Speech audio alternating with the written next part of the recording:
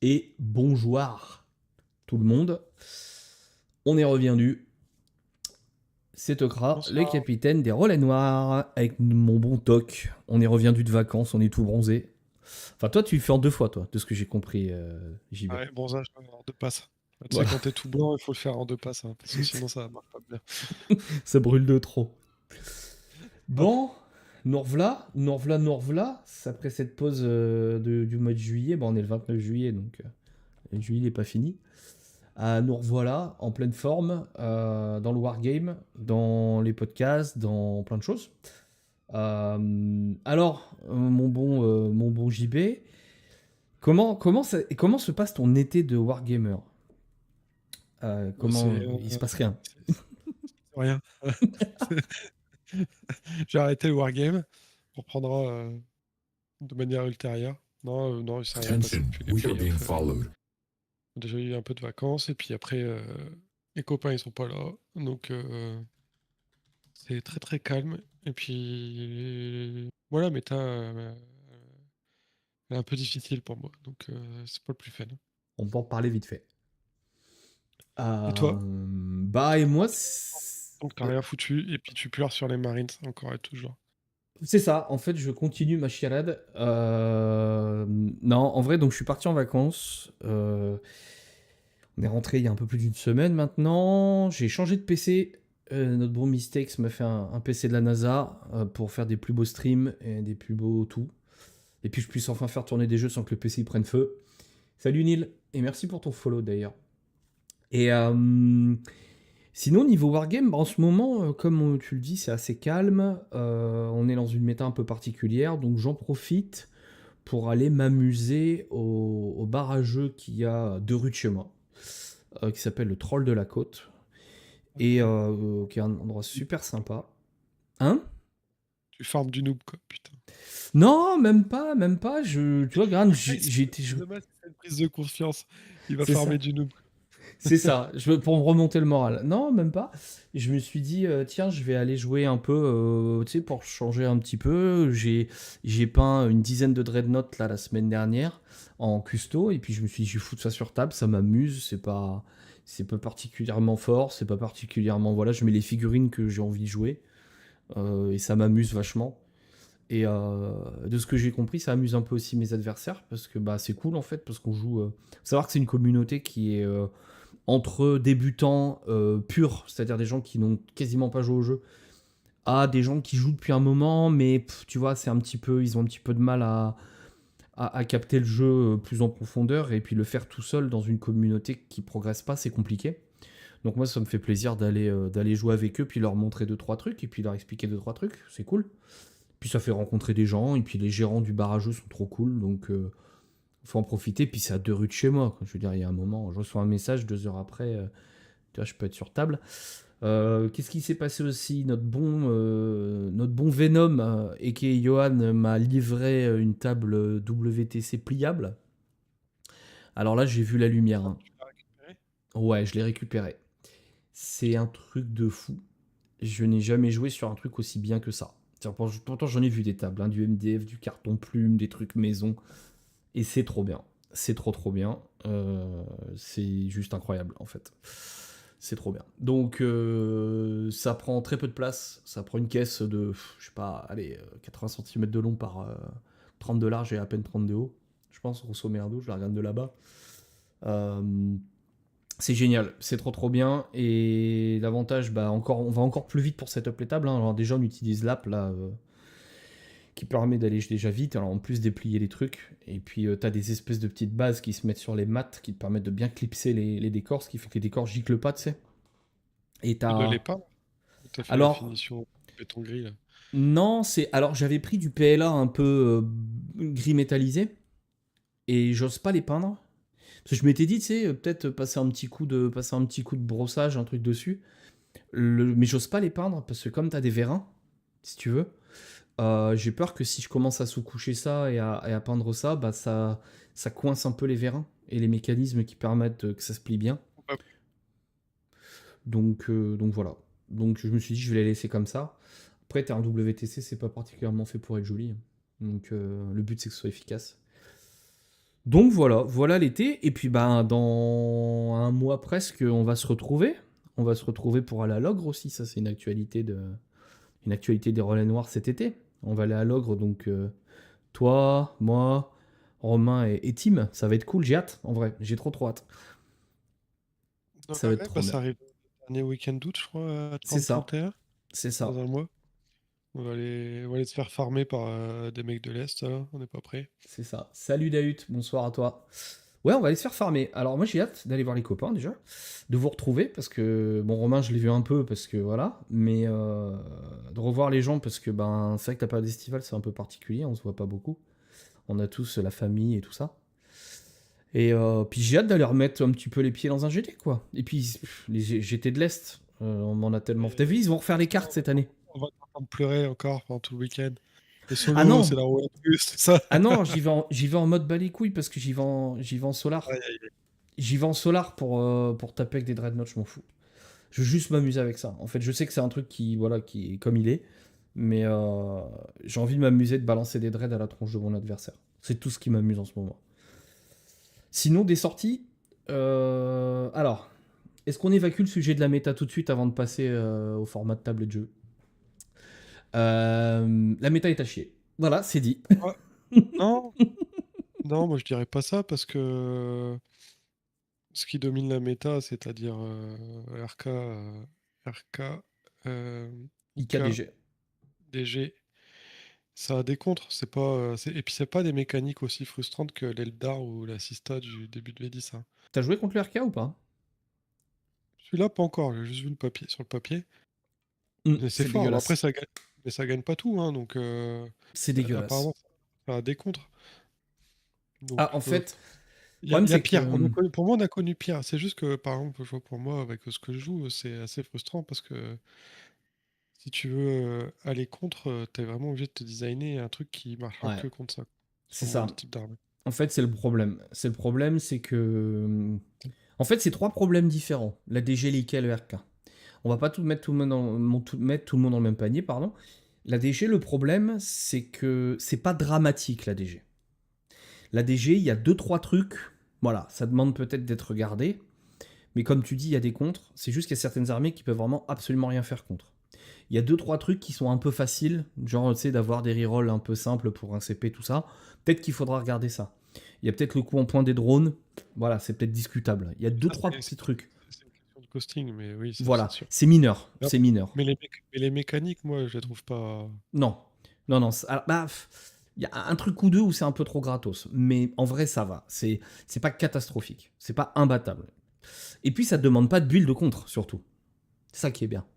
C'est que t'es pas obligé de dire je suis obligé de foutre je sais pas combien d'armes anti-char pour pouvoir espérer passer le T3 quoi.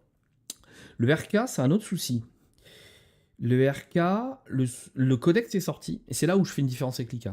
Le codex est sorti, les points sont sortis, et donc maintenant on a la vision globale du truc. Et je t'invite à jouer contre la liste de Johan, qui joue 5 gros, et je peux t'assurer que c'est encore pire que l'IK. Perso, je trouve. Parce que quand t'as un truc qui te dit, qui fait des Dark Packs gratos, et qui en fait un deuxième pour un CP, qui bouge de 17, qui traverse les murs, et qui te refait le portrait, hein, clairement, hein, c'est des machines à peindre, hein, les gros, et que tu mets 3 tours à en tuer un, et qu'au bout de 3 tours, il t'en reste encore 4 à tuer, c'est très compliqué. Je pense qu'ils ont un peu craqué leur cible sur les coups en point des gros. Il y a un monde où les gros vont prendre une branlée. Il y a 2-3 trucs qui sont un peu abusés quand même. Là où l'IK, le problème c'est que le codex n'est pas sorti. Donc on a des points, mais on n'a pas le codex. Et je pense sincèrement, hein, après je peux me tromper, mais je pense sincèrement qu'une fois le codex sorti, on va se dire ah mais oui, ok, les mecs ont peut-être plus le feed no pain, les mecs ont peut-être plus l'invue à 4 sur demande au tir, tu sais. Donc ok, à ce prix-là, oui, bah vaut mieux qu'ils soient pas trop chers les gros parce que bah en fait ils giclent, tu sais, ils giclent beaucoup plus facilement. Là actuellement, on a les coups en point du codex avec les mécaniques de l'index.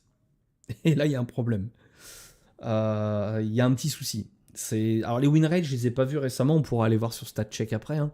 Mais les win rates sont très élevés. Alors on n'est pas, et je suis entièrement d'accord avec toi JB là-dessus, on n'est pas du tout dans les aberrations de début de version comme l'Eldar par exemple. Ou de l'IK, hein, parce que l'IK était très très très con au début de version. Donc voilà, il y a rien qui est enfin, il y a rien qui est catastrophique, mais c'est pas une méta très fun et tout le monde ne sait pas se démerder contre des gens qui jouent de l'IK et du RK. Il y en a qui ont juste C'est 2 armées, mais je veux pas dire les tout le armes. reste, c'est bien. Tout le reste, c'est intéressant à Tout le affronter, quoi. reste est très bien. Tout le reste est très bien. Le TS est cool aussi. Il y a peut-être juste les biquettes à regarder, mais le reste c'est très cool et puis ça reste le TS, hein. Ça détruit pas tout, donc Et le TS, c'est bah cool. tu sais, t'as le niveau du joueur D'ailleurs, il y aussi, en a hein. ouais, mais il y en a peu, tu regardes au WTC, C'est ça, il y en a peu. c'est Peu de ça. joueurs, donc Je c'est pense, significatif, hein. je pense que les mecs ils savent faire. Donc voilà, donc ça c'est un petit peu l'état du jeu. Alors c'est vrai qu'après, moi j'ai envie de te dire que j'ai pas pris feu, je m'en fous un peu. Parce qu'on sait que c'est pas ce qui va nous. Ça va pas rester. On sait que c'est une méta qui est amenée à disparaître. Alors certains disent cette semaine, il paraîtrait. Ah ouais? Ouais, il paraîtrait qu'il y aurait une mise à jour panique. Alors il faut savoir que les employés de Games Workshop du département règles n'ont pas eu de vacances cet été. Les vacances ont été sucrées. Voilà. Euh, C'est quoi ces infos là? et et il y aurait une mise à jour Ninja pour en panique. En gros, il laissait passer le Tacoma Open, donc qui était il y a 10 jours, presque, ou 2 semaines. Donc Tacoma Open, qui est vraiment un gros truc sponsorisé par Games, et le rendu des listes WTC, pour pas foutre le bordel, pour lancer une mise à jour Ninja pour l'ADG, l'IK et le RK, qui sont les trois trucs qui posent, enfin qui ont des win rates. Il faut savoir que pour Games Workshop, au-dessus de 55%, c'est un problème.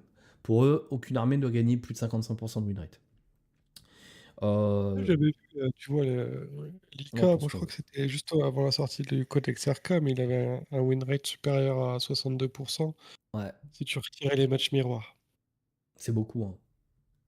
C'est colossal, ouais. Ouais, c'est un peu beaucoup, hein. Donc ça demande qu'on le regarde. Voilà, on va pas prendre feu.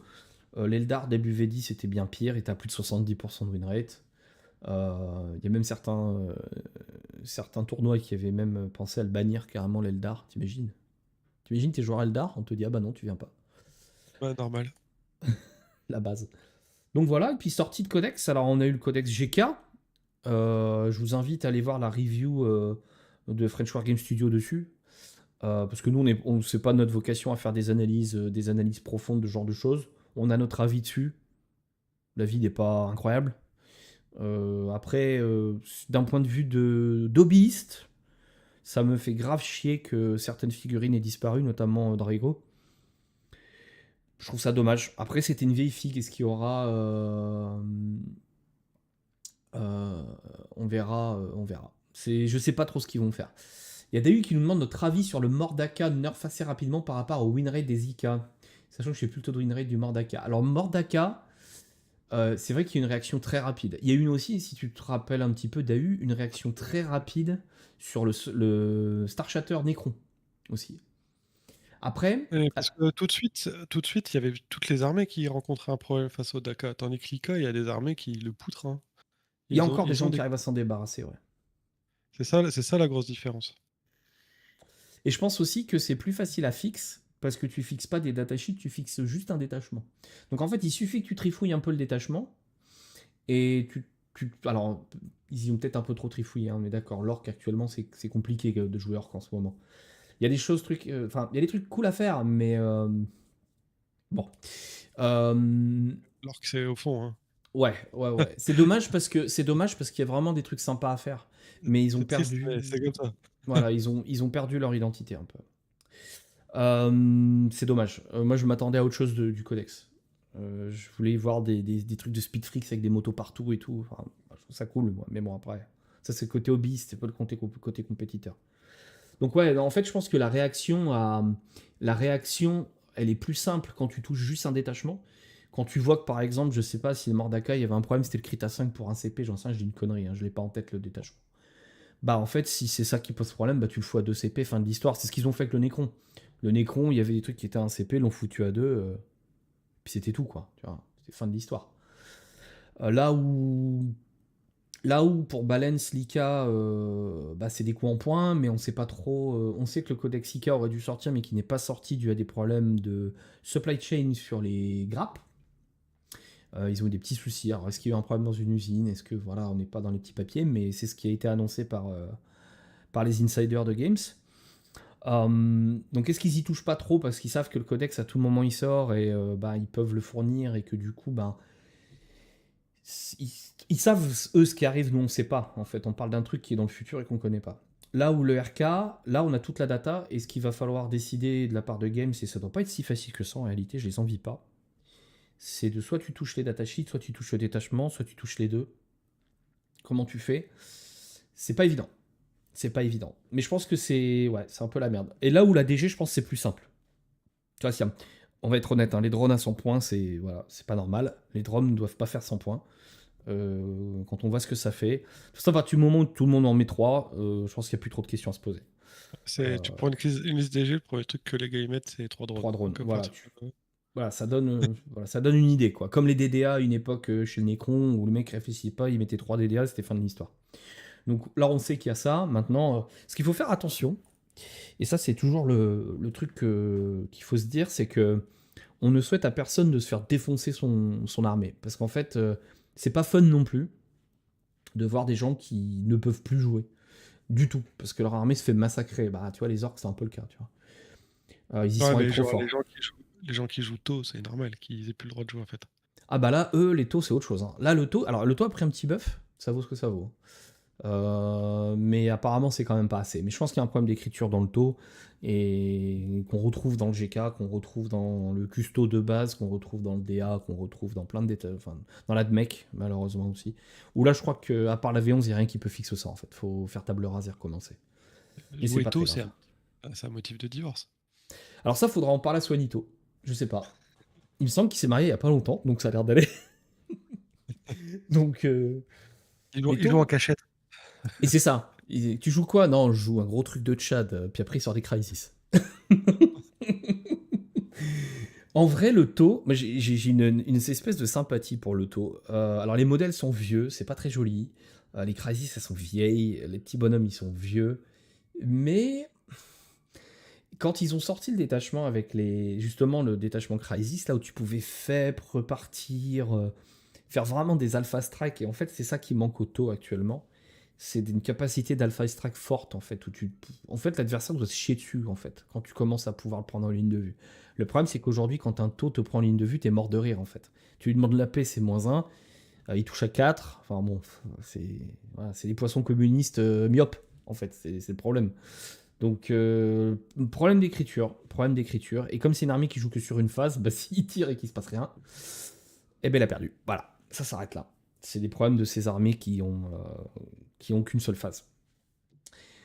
Donc voilà, qu'est-ce qu'il y a à venir? Le 2, on va voir les copains de Maxi Rêve. D'ailleurs, JB, faudra qu'on se capte, faudra voir si on peut pas se faire une bouffe. On a rendez-vous à 15h, nous, là-bas. Donc si jamais on peut se capter pour faire une bouffe, j'en sais rien, on va voir ça avec Romain et Greg. Je sais pas encore si Si tu es disponible. il est disponible. Voilà. Et sinon, tu peux passer après. De toute façon, on a rendez-vous à 15h. Donc, est-ce qu'on y sera un peu avant? J'en sais rien. En gros, j'ai pas demandé à Greg et à Romain encore.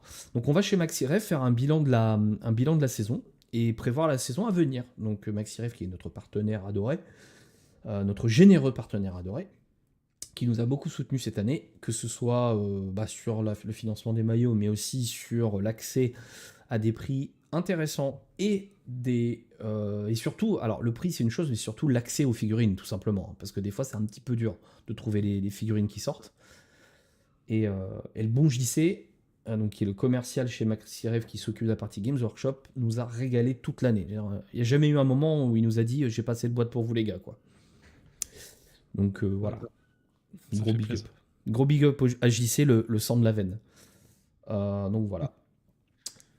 Donc on va parler format de jeu et format de table. Alors pourquoi on voulait parler de ça? En fait, ce que je me suis rendu compte, c'est que, alors nous, on joue, encore une fois, si on remet dans le contexte des relais noirs, on joue en équipe. Donc, qui dit en équipe dit sur des tables WTC. Et donc avec des conventions WTC. Mais il n'y a pas que ça. Il y a d'autres formats de jeux qui sont plus ou moins pratiqués, et en fonction de la géographie aussi. Et donc, j'ai remarqué de mon côté une espèce de, dans différentes associations, dans différents magasins, dans différents trucs, un peu une obsession des joueurs, alors pas des magasins mais des joueurs, de dire on vient, on veut jouer en WTC, on veut jouer en WTC, qui joue en solo à 1000 points, à 1500 points. Bref. Et en fait, je me suis dit, mais la réflexion, elle n'est pas bonne. Mais on peut pas reprocher aux gens ça, parce qu'en fait, les gens ne savent pas, donc on peut pas leur reprocher. Et la deuxième chose aussi, c'est que c'est ce qu'on leur montre. C'est-à-dire que tu vas sur un stream, tu vas faire French War Game Studio, les tables, c'est du WTC.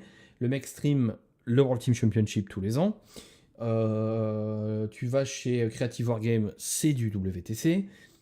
Parce que ce sont des gens qui font de la compétition et qui veulent faire de la compétition en niveau. Donc très souvent, le format de compétition en niveau, c'est format WTC. Cependant, il n'y a pas que ça, et je trouve que on y... Ah bah tiens, voilà le Massimo, tiens, manquait plus que lui. Salut Massimo. Manquait plus que Aïe. lui, tiens. Et on s'est dit que, bah en fait, moi je me suis rendu compte que ça manquait un petit peu de clarté là-dessus. Et en fait, qu'est-ce que sont ces formats? Quels sont leurs avantages, leurs inconvénients s'ils en ont? Et, euh, et pourquoi utiliser certains formats plus que d'autres? Qu'est-ce que ça implique quand on dit voilà, on va jouer sur ce format? C'est pas simplement des tables, c'est aussi parfois des changements de règles ou des adaptations de règles, on aura l'occasion d'en parler. Donc j'ai pris 4 formats ce soir, que je vous mettrai à l'écran après. L'idée c'est d'aller au travers de différents formats qui sont autour de nous. Donc, soit des formats qui sont faits par l'éditeur, soit des formats qui sont géographiquement pas trop loin, genre en Angleterre, ou gérés par la Fédération française de Warhammer 40 000, Dixit la FEC. Donc voilà, on va aller au travers de ça tranquillement. Allons-y. Alors, tac, j'espère que ça a marché. Putain, ça marche. J'ai fait tout ça sans Romain, je tiens à le dire. Ça fonctionne. Alors, Mec, progresse. un petit peu de contexte. Games Workshop, l'éditeur du jeu, nous propose un livre de core rules, donc les règles de base du jeu, dans un gros livre qui sort en début de version. Ce gros livre, c'est vraiment le socle que tout le monde utilisera pour jouer au jeu.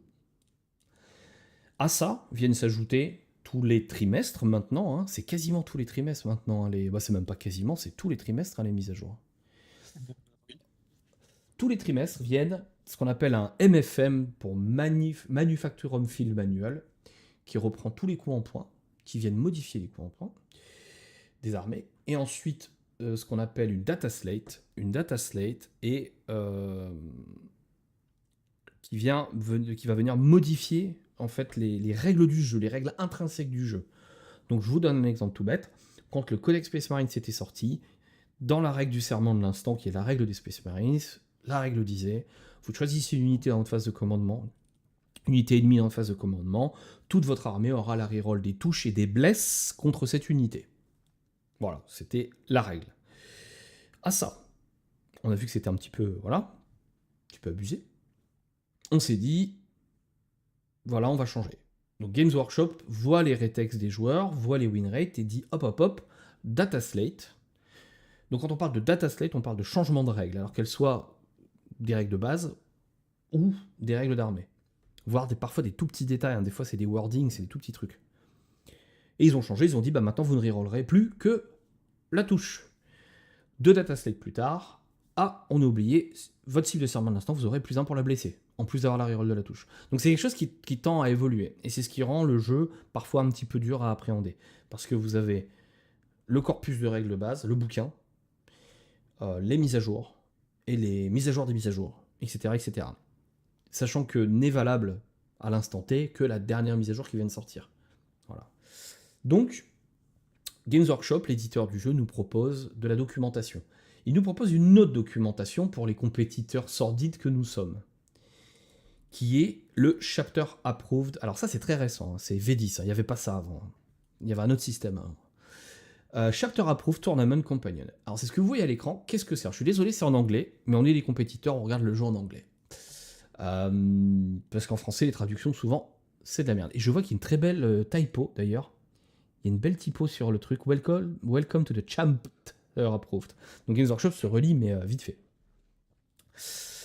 Qu'est-ce que le Chapter Approved? En fait, le Chapter Approved Tournament Companion, ça va être un document qui va sortir en fait pour préciser les règles et le cadre du jeu égal. Voilà. Donc jeu égal, ça veut dire quoi? C'est un jeu qui est normé. C'est pas du narratif, c'est pas du jeu avec des unités qui sont légendes, donc qui ne sont plus censées être sur table, si ce n'est dans des parties amicales. Et donc ce Tournament Companion, c'est vraiment la base de la base de la base du jeu compétitif, que ce soit en solo ou en équipe. Pourquoi c'est cool? Parce qu'en fait, avant, l'éditeur ne le faisait pas. Déjà, il va vous donner une première chose qui peut paraître bête, mais très importante, qui va vous donner le séquencement d'un début de partie. Alors, on fait les armées, on prend la mission, on lit la mission, on met les objectifs. Ça peut paraître tout bête, mais c'est important. On fait le battlefield, on détermine l'attaquant et le défenseur, on choisit les secondaires, on déclare les FEP et autres transports, etc., etc. On déploie les armées, on redéploie, et là c'est important. Vous voyez comme quoi une numérotation ça peut être intéressant. Est-ce qu'on redéploie avant ou après quelqu'un ait jeté le T1? Ben maintenant vous le savez, c'est avant. Et on résout tous les trucs de pré-battle. Donc en fait, Games Workshop est en train de vous expliquer comment jouer le jeu dans ce qu'il considère être un jeu égal. Voilà. Mais pas que. Il fait aussi des amendements sur possiblement des choses. Donc vous voyez que là, dans le dernier compagnon Paria Nexus, dans le dernier Paria Nexus et le précédent, dans le dernier Chapter Approved, on aurait pu prendre nos prisonniers en fixe. Et si vous avez les cartes, ça doit être marqué que c'est possible. C'est représenté par la petite page en bas là. Mais Games Workshop a décidé que, en fait, tout compte fait, non. On ne peut pas prendre nos prisonniers en fixe. Ensuite, vous avez toutes les FAQ. Donc, en fait, des gens qui se posent des questions, qui se disent comment on solutionne en fait ce problème. Je suis tombé sur un problème en jeu, comment je solutionne ça? Et ça, Games Workshop va vous dire voilà comment vous le solutionnez. Nous sommes l'éditeur du jeu, voici comment on règle le problème.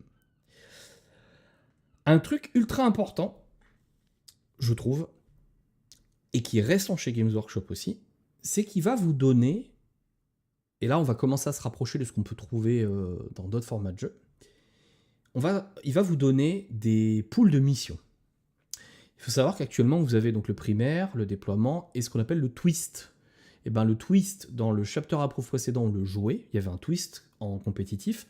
Sur cette saison, il n'y en a plus. Et heureusement, parce que JB, je les ai lus il y a 2 jours, parce que j'ai mis mes cartes dans des pochettes tarot, là, tu sais, celle du Fromel. Oh, il y a des twists, c'est ajoute D6 de mouvement à tes unités, quoi. C'est un truc de fou. C'était pour les parties fun, ça. Voilà, mais les twists, on les avait avant. Hein. On les avait, tout ce qui était le truc où tu avais le couvert au T1 et tu pouvais pas reroll. Mais là, les twists, ils sont violents. Hein. Les twists du nouveau truc, heureusement que ça a été exclu. Je sais pas. Ah là, je les ai lus vite fait, il y en a 7-8 je crois, un truc comme ça. Et ouais, c'est des twists, ouais, c'est rigolo. Hein. C'est pas juste tu peux faire une action avec une battle line en advance, hein, c'est autre chose. Donc l'éditeur nous donne les missions primaires et les types de déploiement qui vont avec. Et surtout, et ça c'est récent, des layouts. Qu'est-ce qu'un layout? Un layout, en gros, c'est une table. Donc en fait, ce que vous dit l'éditeur du jeu là, c'est voilà les gars, vous voulez jouer un jeu égal, et ben on vous donne tout le cadre pour le faire de manière le plus simple possible. Donc toi, JB, t'as jamais joué en Games Workshop? Jamais, puis j'ai jamais lu le Chapter Approved. Alors que, en fait, le Chapter Approved, en vrai, c'est quoi? C'est le paquet de cartes plus le Tournament Companion. Donc j'ai jamais lu le Tournament Companion. Parce que, en fait, t'as pas besoin. Alors, vous voyez à l'écran que là, on n'a que 2 types de ruines, par exemple, en Games Workshop. Donc, ils vont vous recommander des tables. Et ça, c'est ça qui est nouveau chez l'éditeur. Avant, on ne pouvait pas. On ne savait pas faire une table. Et je pense que c'est de là aussi que sont nés les trucs type WTC, tout ça. Où on vous disait, maintenant, démerdez-vous, faites une table. Et puis tu te retrouves, on a tous joué sur des tables où il n'y a rien au milieu, où il y a 4 décors et 3 arbres. Et on se fait astropoutrer par un taux, justement, parlons-en. Par un taux qui a décidé de mettre tous ses railguns face à vous. Donc là, maintenant, l'éditeur vous propose des tables, en fait, qui correspondent. Alors, vous voyez le terrain layout 1. correspond à un certain nombre de missions. Donc quasiment toutes, sauf les dernières. Donc vous ne pouvez pas jouer par exemple Purge 2 fois et Dawn of War avec le terrain layout numéro 1 si vous souhaitez faire du jeu égal. Les limites de ça.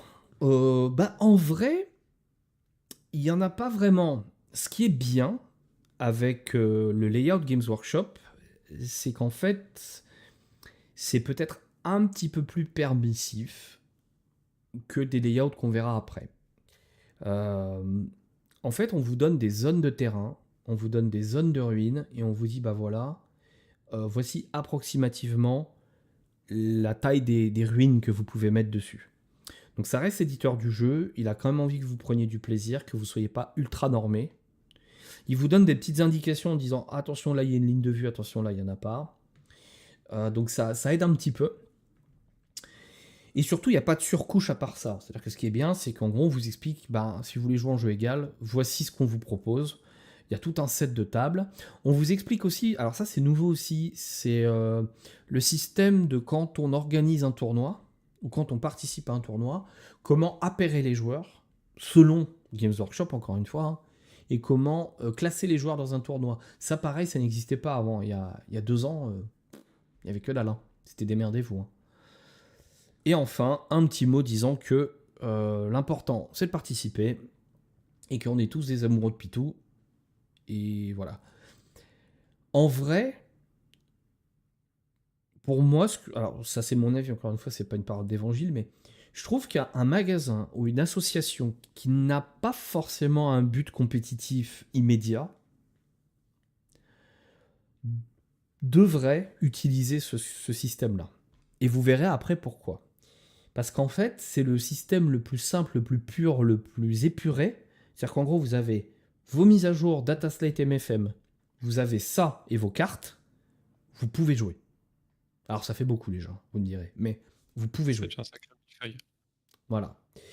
Sachant que, alors je ne saurais pas dire si ces documents-là sont traduits en français par contre. Ce serait surprenant que le Tournament Companion ne soit pas traduit en français. Je sais que malgré tout, il y a beaucoup d'anglophones dans la communauté compétitive, mais beaucoup moins dans les communautés plus casues. Pour beaucoup, l'anglais, c'est un problème. Pour vraiment beaucoup de problèmes. Donc ce qui est bien, c'est que là, vous n'avez pas de surcouche, en fait. C'est vraiment le jeu égal à l'état pur. Et vous prenez vos ruines. Alors, typiquement, alors pour les plus anciens, c'est pas si vieux que ça, mais il y avait eu une boîte Kill Team qui était sortie avec des orques au tout début de Kill Team. C'était des ruines super sympas avec de la déco dessus et tout. Bah, typiquement, vous pouvez utiliser ces ruines-là pour mettre sur une table games. Il n'y a pas de souci. Tant que ça respecte la dimension grosso merdo, on n'est pas au pouce près. C'est l'avantage. Je veux dire que l'avantage de ce système-là, c'est la tolérance. Donc voilà, c'est un système de jeu qui est accessible, qui est aussi accessible au magasin, parce que souvent ils sont partenaires Games Workshop, donc ils ont peut-être aussi des facilités pour récupérer des terrains. C'est peut-être un petit peu la faiblesse que je trouve à Games Workshop aussi. Ce serait peut-être une question à poser d'ailleurs chez MaxiRev si Games Workshop les aide pour faire des tables. Et je trouve ça dommage si c'est pas le cas. Parce qu'en vrai, tu vends des figues dans un magasin. Le but, ce serait que les gens aient des tables, du coup. Déjà, la plupart des magasins, ils n'ont pas forcément d'endroit pour jouer. Donc, c'est ça, ouais. Je ne pense pas. Du coup, voilà le premier système, et je pense que c'est vraiment le système le plus adapté aux gens qui veulent commencer à organiser des tournois de manière égale. Encore une fois, ça touche pas le narratif, ça touche pas tous ces trucs-là. De ce layout a dévié un autre layout. Le layout FEC, que vous voyez maintenant à l'écran. Alors là, JB va pouvoir un peu plus en parler, parce qu'on a eu la chance de tester les deux cette année. On a fait toute notre saison WTC, on a fait nos playoffs en FEC. Ça fait. Qu'est-ce que le layout FEC? Un layout FEC, c'est un gloubi-boulga intelligent, en vrai. Autant il y a plein de choses sur lesquelles je suis pas d'accord avec la FEC, mais là, pour le coup, ils ont eu une bonne idée.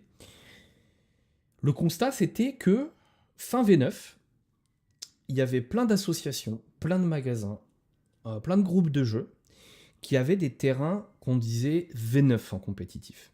C'était quoi? Alors les ruines avaient la même taille que celle qu'on a aujourd'hui. Par contre, il y avait d'autres zones. Il y avait d'autres trucs. Il y avait des zones de terrain qu'on appelait des cratères et des forêts. Et c'était des zones, encore une fois, bien définies avec voilà, une taille, une forme, etc. Et quand on est passé en V10 et qu'il y a eu l'abandon de ces choses-là, les associations un peu dégoûtées, va falloir jeter des trucs, quoi. En fait, la FEC a dit attendez, ne jetez rien, on va vous faire un format inspiré de celui de Games Workshop. Donc vous pouvez le voir là, par exemple, à l'écran, qui vous dit que vous pourrez réutiliser donc la partie sombre que vous voyez à l'écran là. Alors je sais pas si vous voyez ma souris. Oui, vous la voyez.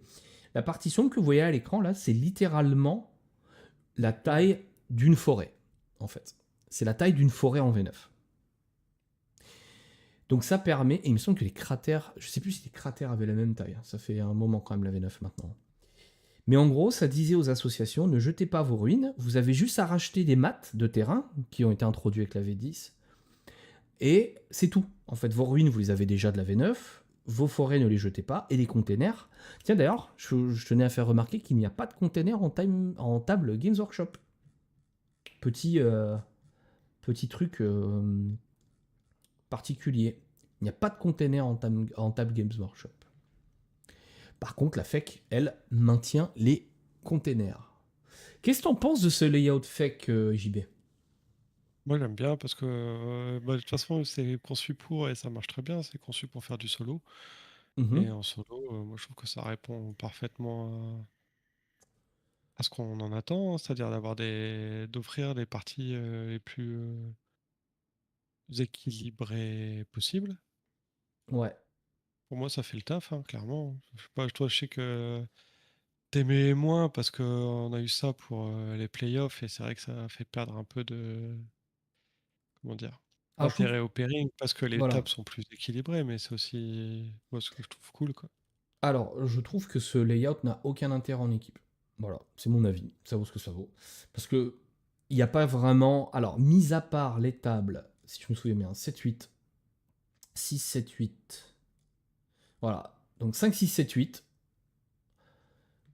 Toutes les autres tables ne bloquent pas entièrement les couloirs de ligne de vue. Donc, j'en avais rien à foutre de mon choix de table.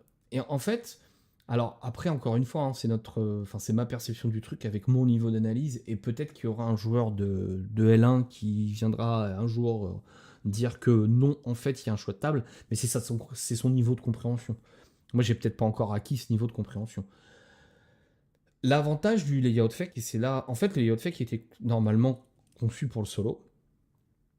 Et je trouve ça super bien. Donc les tournois en solo organisés par la FEC. D'ailleurs, je vais me mettre un petit coup de ventile là, parce que la température elle monte dans le bureau. Hop, excusez-moi. On va s'envoyer un coup de ventile sur les guibolles. Et alors, ce layout, moi je l'aime bien en solo, parce que comme tu disais, JB, les tables WTC, il y en a certaines qui sont très particulières et Ils très sont pas orientées. équilibrés. Voilà. Parce qu'elles sont faites pour être choisies. C'est un élément stratégique du pairing. Là où quand tu tombes sur une table WTC qui est pas faite pour toi, où tu le sais, où tu es déjà tombé dessus plein de 3 milliards de fois, et que tu arrives devant la table à un tournoi et tu dis oh putain. Bon, bah voilà, c'était ma C'est ça. partie. La fameuse table 8 du Necron cette année, qu'il fallait absolument lui retirer en Star Shatter. Là, tu tombes contre un Necron sur une table 8, tu fais bon, bah voilà, fin de partie. Là, ils ont fait un bon taf. Alors, ce qui est cool déjà, je trouve, c'est qu'ils font l'effort de penser aux associations qui n'ont pas forcément des fonds illimités, parce qu'il faut savoir que les tables, ça coûte cher. Et qu'en général, il n'en faut pas qu'une. Ça aussi. Du coup, ça permet aux associations qui ont déjà de l'existence et déjà du matériel d'avoir un investissement minimum pour continuer à proposer des tables normées. Je trouve ça très cool. Donc joli boulot la FEC, parce que ça doit pas être évident en vrai à faire des tables hein, comme ça. Ça demande un niveau de connaissance du jeu qui est quand même pas voilà, quand même pas à chier. Euh, de la même manière que Games Workshop, la FEC vous propose des layouts en fonction des missions.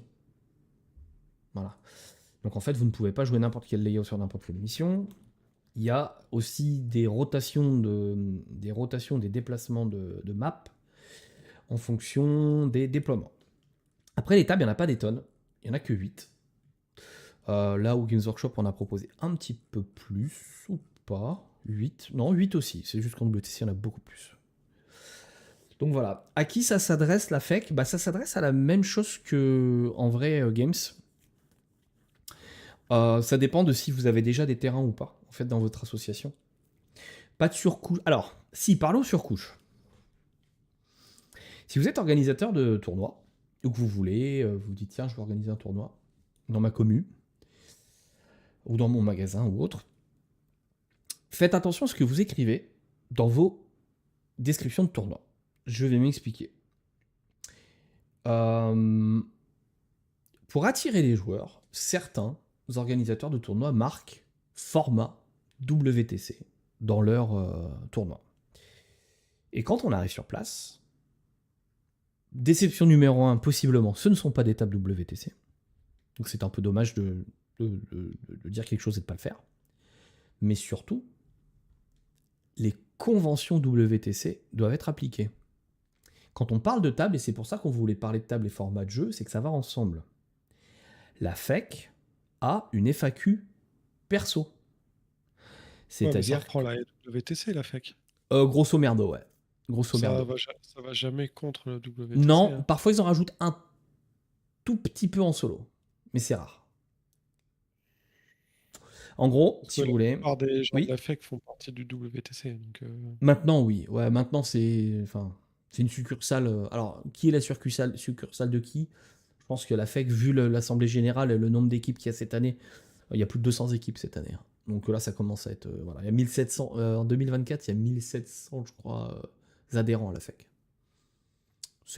Voilà, ça commence à être sérieux, quoi. Ça commence à être sérieux. Donc, je pense que le WTC, même si c'est une organisation parallèle, ils ont beaucoup à écouter de la FEC. Parce que quand on parle d'organisation de tournois, la FEC, ils savent de quoi ils parlent, je pense. Même si le WTC, c'est une autre dimension, hein, en termes d'organisation.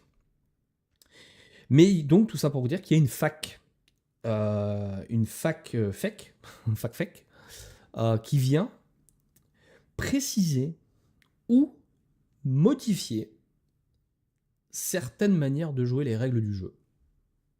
La plus flagrante et la plus importante, c'est la manière dont vous bougez vos figurines et ce que vous avez le droit de faire dans la phase de charge et la fameuse règle de barricade.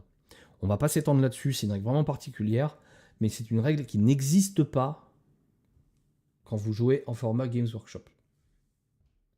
Donc déjà là, il y a un petit, disons, il y a une petite surcouche. Il faut quand même, voilà, si on se dit on joue en format FEC, ça veut dire qu'on a les tables FEC, mais aussi que la FAQ de la FEC est appliquée lors de ce tournoi. Donc ça commence déjà à demander à ce que les gens aillent voir, appliquent ces règles-là, que les personnes qui modèrent / arbitrent l'événement soient au fait et au su de ça. On commence déjà à rentrer dans quelque chose qui est un petit peu plus velu, j'ai envie de dire. Un petit peu plus velu. Surtout pour des gens qui viennent à leur premier tournoi. Il faut penser que pour certains, c'est leur premier, et c'est pas forcément évident. Donc ça s'adresse encore une fois à du solo, toujours et encore. Sinon, moi, le format FEC, si, je l'aime bien, en vrai. Si, je le trouve cool, je le trouve balance pour du solo, je trouve ça intelligent, je trouve qu'il perd tout son intérêt en équipe. Je comprends pas pourquoi il est encore utilisé, mais après, c'est un vote. En fait, je pense que la FEC, c'est même pas je pense, ça doit être vraiment l'intention, c'est que la FEC veut laisser la liberté aux équipes de L3, alors sachant qu'en L2, c'est pas une option. ouais. En L3, il y a Il un n'y a vote. que les qui votent. Ouais, voilà. En L3, il y a un vote en début d'année qui dit voilà, est-ce que vous souhaitez jouer en FEC ou en WTC. Par exemple, nos copains de Wargaming KO, me semble-t-il, en Haute-Normandie, ont joué en FEC cette année pendant toute leur saison. Si je dis pas de bêtises. Ils me corrigeront en live ou dans les commentaires si je dis une bêtise. Mais il me semble que c'était la Haute-Normandie qui joue en FEC. En L2 et en L1, la question se pose pas, c'est WTC pour tout le monde. Fin de la discussion. Un petit détour outre-Atlantique. Parce qu'on n'est pas très loin, nous, au final, des Britons. De la perfide Albion. D'ailleurs, il faudra qu'on aille s'en faire un tournoi là-bas, ces quatre, ça a l'air bien. Il existe un autre format. Faire parler le lourd accent. Ah bah là, il faut, hein. Moi, je pense que c'est un... Enfin, moi, ça me ferait kiffer hein, d'aller faire un... Là, petite parenthèse, aller faire un truc à Nottingham, aller faire un truc... Parce qu'il y a quand même des sacrés lieux de tournoi, hein. Même le London GT, hein. Le London GT, pareil que c'est incroyable. J'avais mis les pieds. Mais tu sais, aller à Saverne, faire l'ogre, c'est un peu comme aller à l'étranger, hein. Bah c'est ça, ils parlent pas la même langue que nous. Bon, ils roulent pas à gauche par contre. Enfin, à jeun du moins. Peut-être que plus tard dans la plus tard dans la nuit, ils roulent à gauche. Je sais pas. Mais mais en vrai, ça me ferait kiffer moi d'aller faire. Je sais que Romain voulait aussi aller faire un tour chez les Britons. Qu'est-ce que ça vaut Moi, je sais que ça me ferait kiffer. Quand j'étais en Estonie, je jouais qu'en anglais évidemment, puisque bah voilà, ils sont estoniens, ils parlent pas. Et puis que mon estonien pour jouer au jeu, bah non. Et c'était cool en vrai, parce que c'est clair. T'as les règles du jeu en anglais, tu parles en anglais. Quand tu dis un truc, c'est clair, c'est les mêmes termes. Je trouve ça bien, moi. Je trouve ça sympa de jouer en anglais. Après, jouer contre un gros. Imagine, tu tombes contre un gros Écossais là, ou un gros Irlandais avec un accent dégueulasse. Tu comprends rien ce qu'il dit. Ça doit être compliqué quand même. Tu fais une team, hein, tu give up tes 3, hein. Mhm. On peut faire ça aussi, hein. On peut faire ça aussi. Je ne comprends pas ce que tu dis, viens, je t'offre une bière. Donc il y a un layout différent. Alors, il existe un autre layout qui s'appelle UKTC,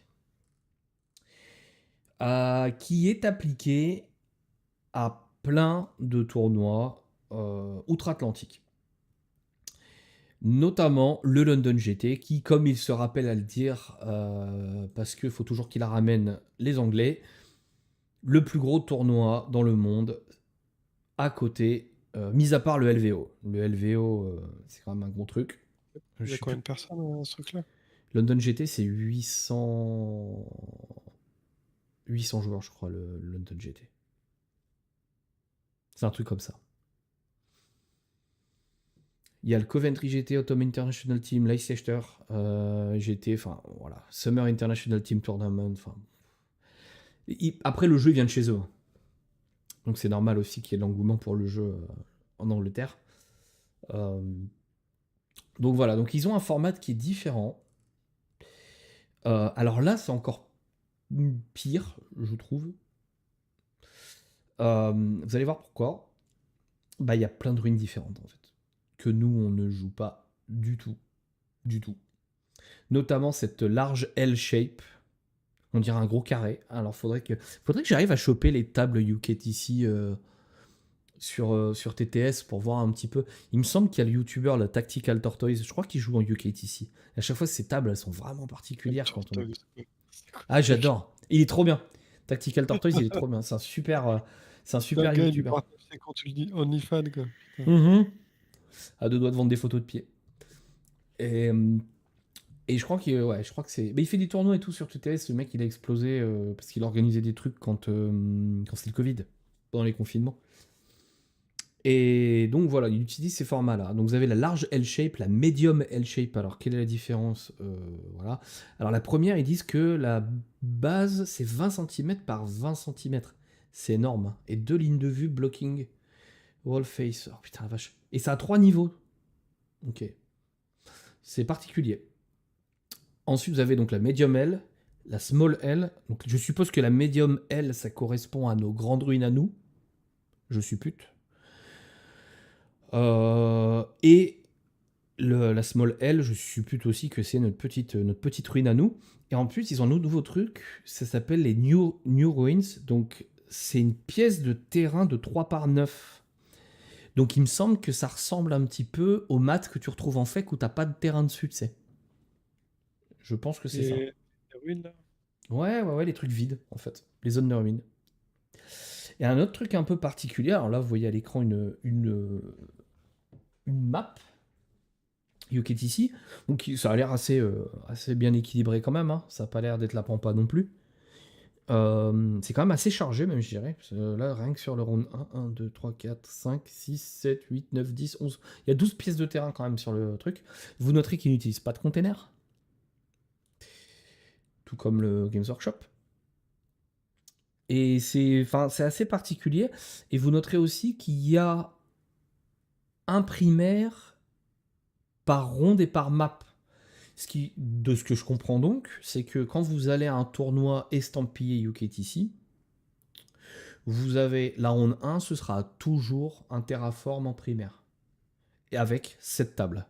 Donc ils se sont pas trop cassés la tête, je pense. Mais c'est pas plus mal, parce que s'ils font des tournois à 800 joueurs, je pense que la réflexion sur les tables, elle doit être... voilà. Ça doit pas être simple.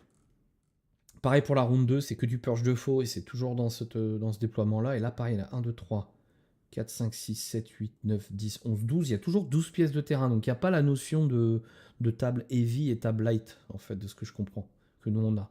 Mais qui, encore une fois, est vraiment particulière au WTC. Mais voilà, c'est. Alors moi, c'est un format que j'ai jamais joué. En vrai, faudrait que je télécharge les maps pour tester un jour.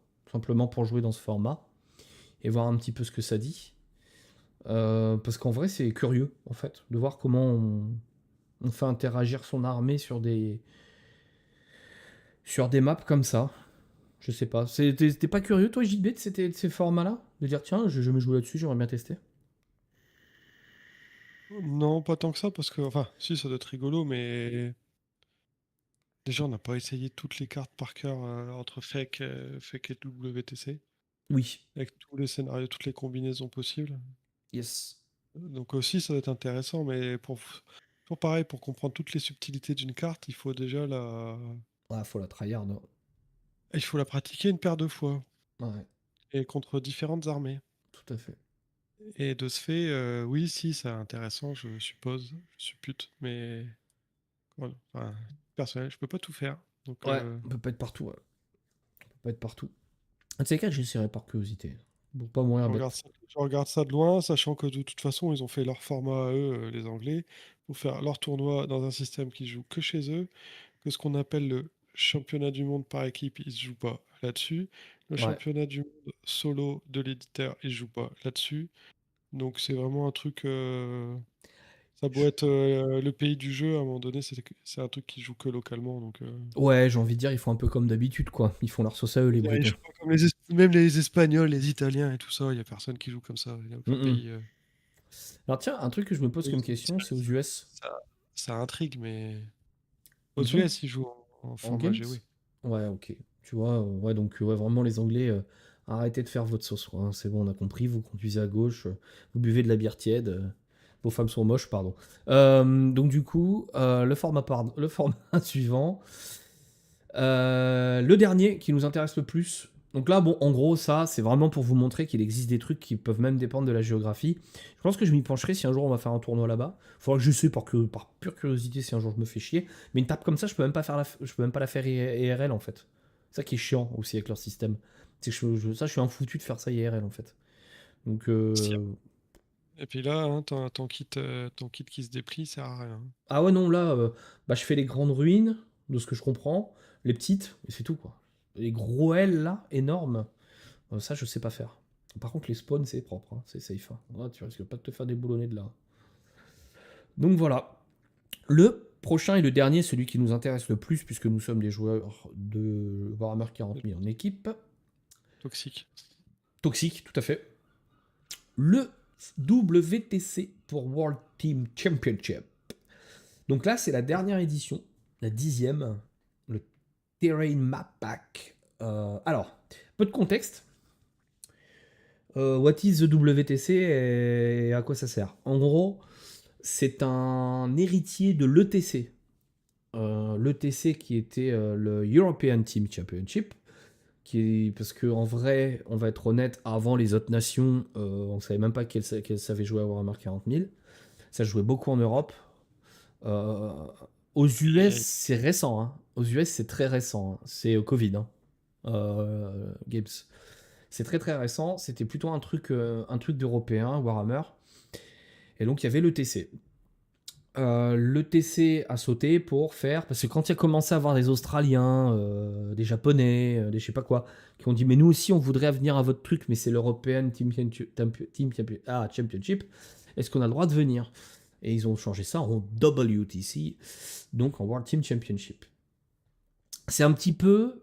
Alors, donc de par son titre, World Team Championship, l'intérêt et l'historique du WTC, et de l'ETC donc, c'est de jouer en équipe. c'est de proposer une version du jeu où on n'est plus tout seul face à son adversaire, mais à X contre X joueurs.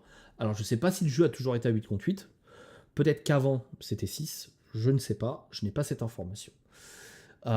Mais quoi qu'il arrive, tout ce que vous voyez estampillé WTC est conçu, pensé, réfléchi et designé pour le jeu en équipe.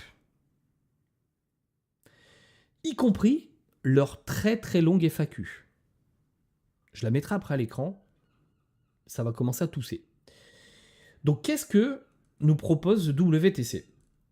Le WTC nous propose un format de jeu avec des ruines bien particulières que vous reconnaîtrez, puisque c'est celles qu'on voit sur beaucoup de tables, que ce soit dans les tournois ou sur YouTube, hein, tout simplement, j'allais dire à la télé, mais on n'en est plus si loin maintenant.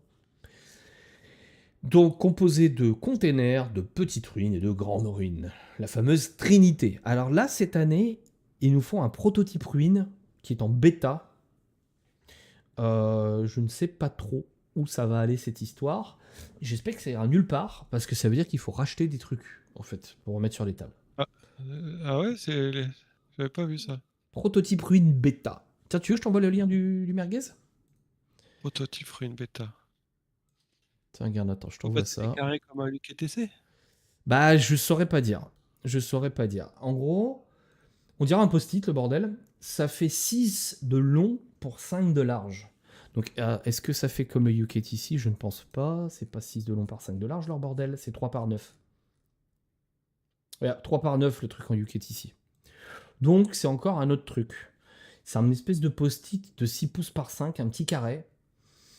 Et qui n'a pas d'éléments verticaux. Donc, comme en FEC, donc il y a la même propriété que ce qu'on voit en FEC, mais qui n'a pas les mêmes dimensions de ce qu'on voit en FEC.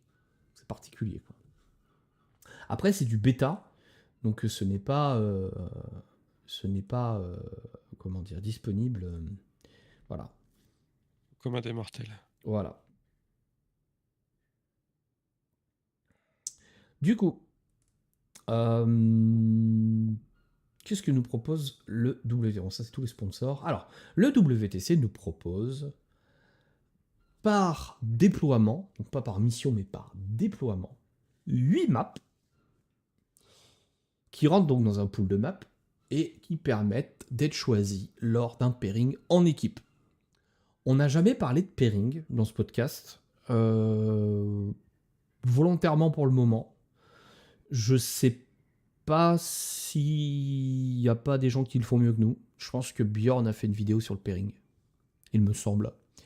Il me semble que Bjorn a fait une vidéo sur le pairing. Donc allez voir ça, si vous vous posez la question de qu'est-ce que le pairing. Allez voir ça, il y a même des mods sur TTS et tout, il y a tout ce qu'il faut. Donc le WTC nous propose par déploiement 8 maps. Au pairing, nous choisissons une map par table. Et donc, ces maps sont très détaillées et sont assez, comment dire, assez fournies. Il y a quand même... Alors, ils ont retiré, si tu regardes dans le doc, là, ils ont retiré la notion de light et heavy. Je viens de m'en rendre compte, là.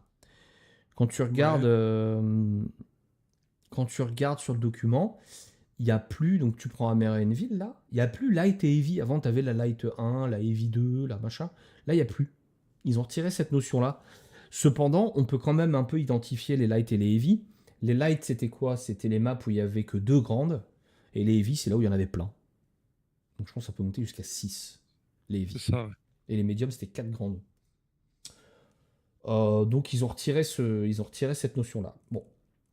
Après, il y a le détail. Par contre, me semble-t-il que toutes les maps ont le même nombre. 4 et 3, 5, 10. 4, 3, 5, 10. Il n'y a plus des trucs à 12. 4, 4, 8, 10. 4. Ah ouais, il n'y a que 10 pièces de terrain par... sur les maps. Alors ces maps-là, elles seront jouées là, dans 10 jours au World Team Championship. Hein, donc C'est ça qui joue ? C'est ça qui joue, ouais, tout à fait. Ça, c'est le map pack officiel. Et ce sera aussi nos maps pour cette saison, du coup. Pour la saison entière de Ligue 2. Il faut savoir que le WTC, c'est tellement important que c'est eux qui donnent le tempo du jeu d'équipe à l'année. En gros, on attend tous la Bible du WTC, c'est-à-dire, on sait que c'est tous les étés, et on sait que, voilà, le WTC va sortir sa fac, ses tables, et qu'on sait que jusqu'à l'année d'après, c'est là-dessus qu'on va jouer. En Donc là, le fait, ils sont document. juste là pour pallier à une demande que l'éditeur ne fournit pas, hein, à laquelle Tout à l'éditeur ne fait. répond pas. Tout à fait. C'est-à-dire que l'éditeur dit, si vous voulez jouer en équipe, bah, utilisez nos maps, en fait, on vous en fournit 8. Mais WTC était là. En fait, c'est un problème de temporalité. C'est-à-dire que. Est-ce qu'il y aura un jour une convergence entre ce que propose l'éditeur et ce que propose le WTC ou les organes autres, hein, c'est valable pour le UKTC, c'est valable pour tout ça. Je sais pas. Parce que le problème, c'est que Games Workshop s'est mis à proposer des tables qu'en V11. Or, en le WTC, en V11, qu'est-ce que je raconte? Je suis dans le turfu, moi, en V10. Alors que le TC, ça fait 5 ans que ça existe. 5 ou 6 ans, même plus. Ça tombe, ça fait plus que ça. Euh, donc, en fait, ils proposaient déjà ça. Donc, ils ont pallié, comme tu dis très justement, à une demande que auquel l'éditeur ne répondait pas. Sauf que maintenant, l'éditeur répond à cette demande. Et du coup, on a des trucs comme ça bizarres. Tu vois. Et je pense que Games Workshop va pas comment dire, juste dire, bah ok, c'est bon, on va prendre l'étape du WTC. Et je pense pas que le WTC va give up et dire bah on va utiliser Tab Games. Je sais pas. Je sais pas. Après, je trouve ça sain, moi. Alors, je sais pas c'est quoi ton avis là-dessus, JB, mais moi, mon avis, c'est que c'est sain qu'il y ait deux formats distincts. Tu sais que quand tu vas en solo, tu vas sur du game slash fake slash ce que tu veux. Et qu'en équipe, on est sur du WTC. Et qu'il y a des gens qui s'occupent de ça toute l'année aussi. Parfois, la communauté fait mieux que l'éditeur. Et surtout, donne plus d'énergie que l'éditeur. WTC, je sais pas en termes d'organisation, mais c'est des centaines de personnes. Je sais pas C'est pas combien, trop, mais. parce qu'en fait, pour moi, je te dis combien de trous le jour où Game Workshop aura décidé Fini. de prendre à bras le corps le jeu par équipe, à mon avis, ce sera fini. Mais est-ce que je pense pas que ce soit une vraie volonté de l'éditeur? Parce que Ah, je pense qu'on oui. C'est une toute je petite pense qu'on population. représente Voilà. pas grand-chose par rapport au chiffre d'affaires de l'éditeur, tu vois. C'est ça. C'est ça. Et puis, c'est toujours le danger. Au final, ça leur va bien parce que c'est un laboratoire différent sur leurs règles. Et si j'ai bien compris ce que certains semblent raconter sur le net, c'est qu'ils surveillent ce qui se passe dessus. Donc je pense que Ah, mais c'est pire que ça. Il y a des groupes de travail. Justement, ça leur va bien, Manoé, je pense, quand même, malgré tout, d'avoir un retour indépendant. je trouve ça très très Mais, bien. mais ça reste une entreprise, hein. Si un jour ils se décident qu'ils veulent investir le jeu par équipe, ils mettront tout en œuvre pour. Bien sûr. Ah, est-ce qu'ils feront aussi bien? Ça, on sait pas. Mais c'est l'avenir qui nous le dira. Mais quand tu regardes dans l'Assemblée Générale de la FEC, il y a les slides. Et Manoé, donc, qui est le président de la Fédération française de 40K, disait qu'il y a des groupes de travail avec Games Workshop maintenant sur les règles, sur les sorties, sur tout ça. Alors pas les sorties figurines, hein. Les sorties figurines, Games Workshop, ça c'est son précaré, hein, c'est normal, c'est leur argent. Mais sur un rétexte sur les règles, un rétexte sur ce qui se passe dans la méta, sur les choses sur lesquelles ils sont peut-être passés un peu à côté. Et donc pour revenir sur ce que disait Dahu tout à l'heure, par rapport à la réaction et au temps de réaction de Games sur quelque chose, je pense que typiquement un détachement qui sort isolé et qui pose problème, très très vite je pense, alors il n'y a pas que la FEC, hein, je pense qu'il y a le WTC qui fait un feedback aussi, parce que bon, t'as quand même des Si je sacrés dis joueurs pas de là-dedans. bêtises, Art of War Mordaka, aussi. il a été ban tout de suite de l'Alpine Cup. Et l'Alpine Cup, si je dis pas de bêtises, ça dépend de. De Games, non. L'Alpine Cup, Non, pas de c'est du du WTC. truc du WTC. Donc ça veut dire que oui, ils les Ouais. écoutent. C'est ça. Je pense qu'ils les écoutent et qu'ils leur demandent conseil et qu'ils leur demandent, voilà, est-ce qu'on n'a pas raté un truc? Et le plus important au final, c'est pas que ce soit pété quand ça sort, c'est que ce soit fixe rapidement au final. Ce qu'on demande à l'éditeur du jeu, c'est de pas laisser le jeu dans un état qui est pas agréable longtemps. Après, les mecs, bon bah ils écrivent des règles, ils peuvent passer à côté, hein, même si voilà, ça vaut ce que ça vaut. Certains ont leur avis dessus, mais personne n'est parfait. Et puis ils travaillent dans une faut bien comprendre aussi que Games Workshop, ils travaillent pas dans la même temporalité, hein. C'est-à-dire que c'était très bien expliqué d'ailleurs dans une vidéo qui avait été faite par Games lors d'un tournoi, il me semble que c'était en décembre, me semble-t-il, où il y avait un gros tournoi et il y avait le lead, je suis con, gros tournoi en décembre, hein, ça s'appelle la Coupe du Monde de Warhammer, et tu avais le lead de l'équipe des règles qui expliquait en fait que la temporalité, elle est particulière parce qu'il commence à écrire les codex très très tôt. Il expliquait que le codex Tyrannide V10 a été écrit avant même que toutes les core rules soient écrites pour la V10. En fait, les mecs prennent de l'avance, ils écrivent des trucs. En fait, à mon avis, ils écrivent en permanence. Et après, ils font le tri. Et Ça puis doit après, il faut qu'ils testent. C'est ça, et ça doit être un bordel en vrai. En vrai, ça doit être un bordel. Je les envie pas, les mecs. Je les envie pas du tout. Et puis tu prends vite une douche. Quand tout va bien, c'est normal, et quand c'est de la merde, tu prends vite des douches, à mon avis. Donc c'est pas agréable de se faire conspuer, parce que c'est des passionnés. Hein. Faut pas oublier ça aussi. Hein. C'est que les mecs qui font les règles, c'est des joueurs aussi. C'est des gens qui aiment le jeu, qui travaillent pour Games Workshop. Donc c'est pas un boulot que tu fais parce que tu sais pas quoi faire, quoi. C'est pas l'usine. Je pense que c'est pas des gens qui sont aux 35 heures. C'est des gens qui aiment beaucoup, je pense. C'est des gros passionnés, ils doivent passer énormément de temps dans l'entreprise. C'est des gens qui jouent pour certains, ils sont là depuis très longtemps, ils écrivent les règles depuis très longtemps. Bon, je pense que c'est pas un plaisir de livrer un truc qui est pas bon, en fait. Je pense que c'est valable dans tous les métiers, quand tu livres un truc qui est pas bon, ça te fait chier, quoi. Donc voilà, mais la temporalité, elle est intéressante, et on peut presque la voir, la temporalité, on en parlait dans le Discord entre nous, c'était hier ou aujourd'hui, je sais plus, où quand on voit la sortie du codex BT, la sortie du codex GK, on sent que le GK, il est pas dans la même temporalité, en fait. Tu sens que le codex GK, il a été écrit il y a longtemps, parce qu'en fait, il inclut des règles qui n'existent déjà plus, notamment la FEPA 3. Hein, voilà, la FEPA 3, ça n'existe plus, en fait. Ça a été faqué déjà, ça. Donc c'est-à-dire que le truc, il Oui, était imprimé il y a très très longtemps, tu sais. il sort parce qu'il doit sortir. Mais... Voilà, c'est ça. Et je pense aussi que c'est un peu le codex, voilà, comme tu dis, on sort parce qu'il faut sortir. L'important, ce sera la V11 avec le refresh de la gamme de figurines, et ce sera bien.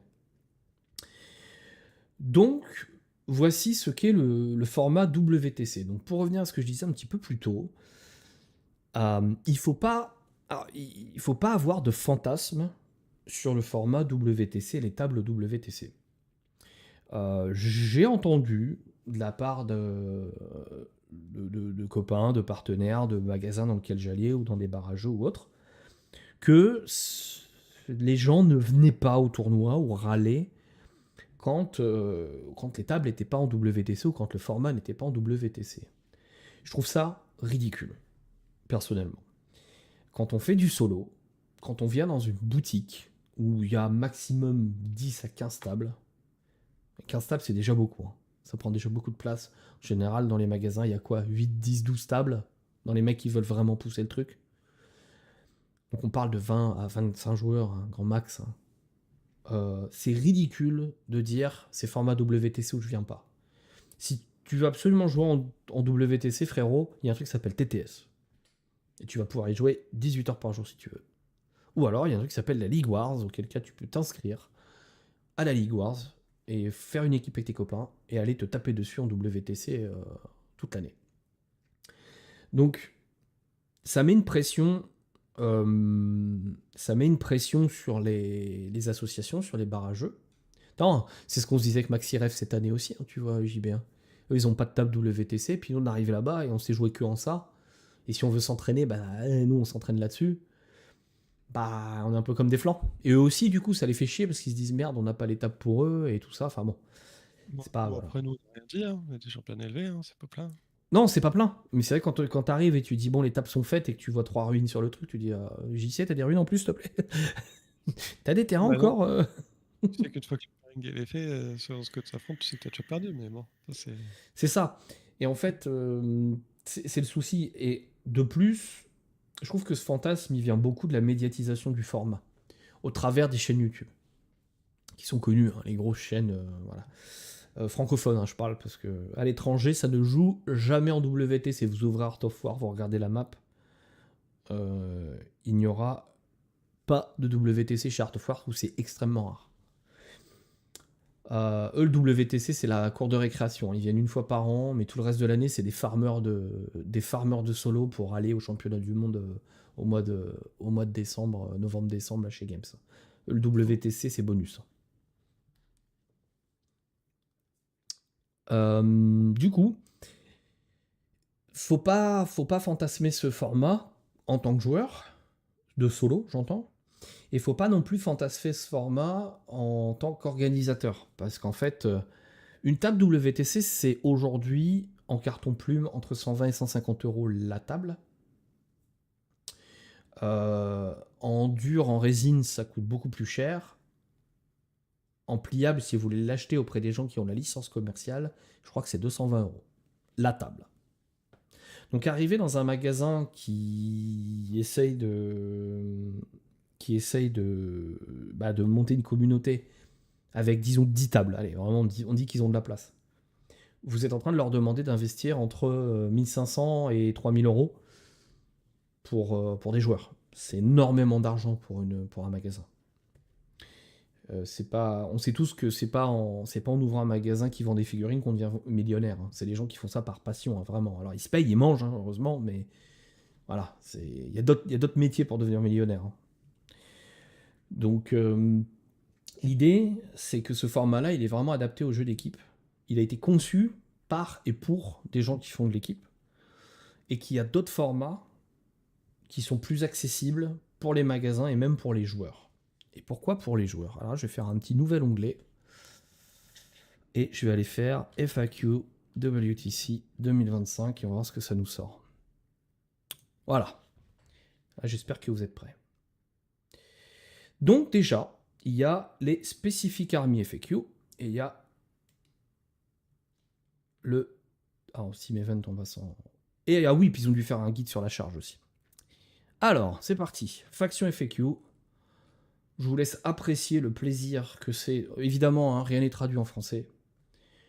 Voilà. Amusez-vous hein, à comprendre ce qui est rouge barré, ce qui est violet, ce qui est machin. Voilà. Donc quand vous demandez, sachez que quand vous demandez à une association, à un organisateur de tournoi, ce que vous voulez, vous lui demandez de faire des tables WTC, ça veut dire que vous vous engagez à jouer avec ces règles-là. Voilà. Je vous laisse apprécier, donc ça c'était que pour les factions. Je vous propose maintenant la Core Rules, FAQ aussi, qui reprend toutes les règles qui sont soit mal écrites ou pas très bien écrites. Voilà, Core Rules, allez on se régale. J'espère que vous appréciez.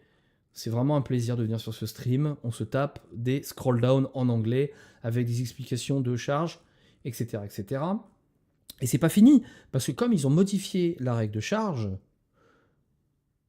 eh ben, il y a aussi une explication très simple et très concise, de seulement une petite dizaine de pages, de comment appliquer la règle de charge en mode WTC. Voilà. Donc, si vous êtes quelqu'un qui pense connaître tout ça par cœur et qui est là en place et en termes d'exiger de la part d'un organisateur d'avoir des tables WTC, eh ben sachez que il faudra aussi être capable de jouer avec ces règles. Autant vous dire qu'il ne faut pas le faire. Ah, puis il faudra aussi quelqu'un qui est capable d'arbitrer et de modérer dans ce format.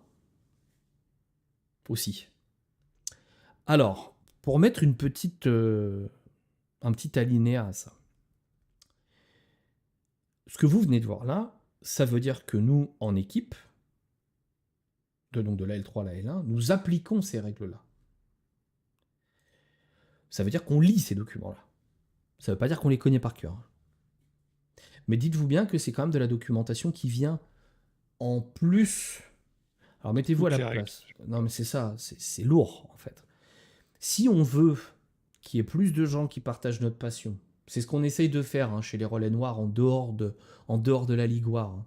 Ce qu'on essaye de faire, c'est de vous montrer que le jeu il est cool, que le jeu il est sympa, qu'on se fait des copains, qu'on rencontre des gens bien, tout ce que vous voulez. C'est pas en disant, bah voilà, bienvenue, tu es nouveau dans le jeu, très bien. Tu connais les core rules? Non? Ah, c'est dommage. Et ton codex? Pas trop? Ah, la mise à jour de ton codex? Tu as eu la data slide de la semaine dernière? Ah, d'ailleurs, ta liste n'est pas legit, parce qu'il y a un MFM qui est sorti. D'ailleurs, maintenant, il faut que je t'explique que tu as 20 pages en anglais à te tartiner avant qu'on puisse jouer dans 2 jours. C'est pas comme ça qu'on a que des nouveaux joueurs, je pense. Je pense qu'il y a mieux à faire. Il faut absolument que ce soit plus simple. On ne nous force pas à jouer dans ce format. On ne nous force pas à se tartiner les pages de règles. On le fait sciemment. Alors, il y a un côté maso, hein, en vrai. Hein. On aime ça. Il y a un côté fais-moi mal, un peu. Moi, quand il y a une nouvelle FAQ du WTC, je suis tout dur, hein, je suis tout content, hein, je vais voir ce qu'ils font faire. Hein. Donc ça m'intéresse parce que je sais que ça va faire interagir. Mais il est hors de question de toucher à une FAQ du WTC avant de connaître les core rules sur le bout des doigts. Hein. Et vos datasheets aussi. Ouais. Voilà. C'est brutal comme truc. Donc, je remets ma tronche. Euh, T'es le pas but. obligé. Mais si, ça fait plaisir. En plus, je perds du poids. Tu vois pas ma gueule, toi. Faudrait que tu mettes le stream. Je suis en pleine sèche, mon ami. Et Aïe. je perds du poids à perte de vue. Mais c'est très bien. Du coup, l'idée, c'était de vous expliquer ce soir qu'en fait, il y a plein de manières de jouer au jeu. Il n'y a pas de bonne ou de mauvaise situation, comme on dit, mais il y a surtout des cadres, en fait. Les modes de jeu, ils ont été créés pour encadrer une demande de la communauté. Donc le WTC, comme on disait tout à l'heure, les mecs se sont dit ah en jouant solo c'est rigolo, mais peut-être qu'on pourrait s'éclater à jouer en équipe. Et au final, ils n'avaient pas de cadre pour le faire, donc ils en ont créé un, tout simplement, parce que l'éditeur ne le proposait pas. Aujourd'hui, je pense que si on est un joueur, occasionnel, qu'on a envie de sortir ses figurines, de s'améliorer au fur et à mesure du jeu, et puis peut-être un jour de faire des petits tournois et tout, bah le format game c'est quand même ce qu'il y a de plus accessible.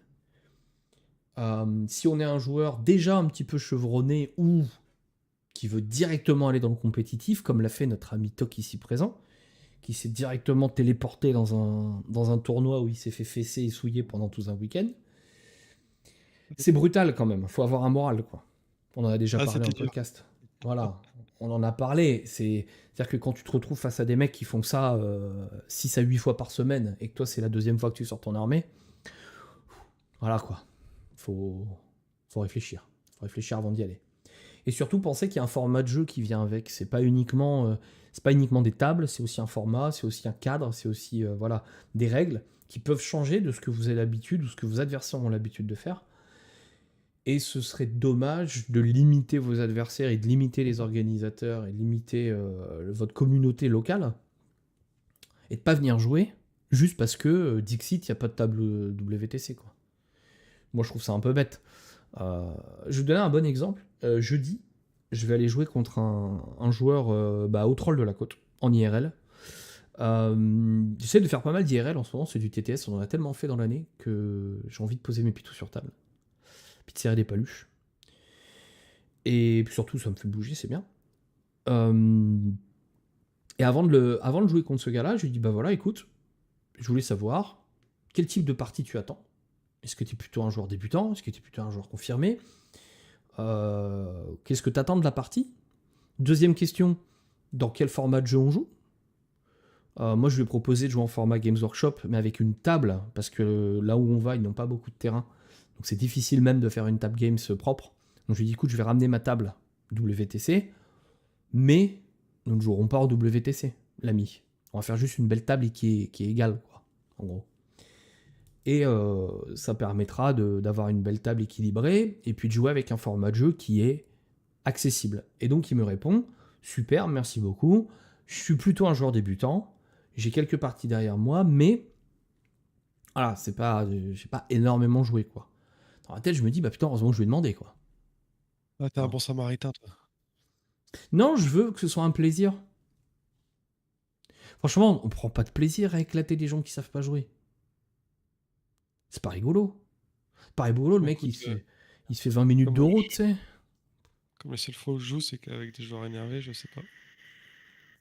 En fait, ouais, mais t'as pas eu cette partie introduction au jeu. T'as été directement jeté dans l'huile, mais.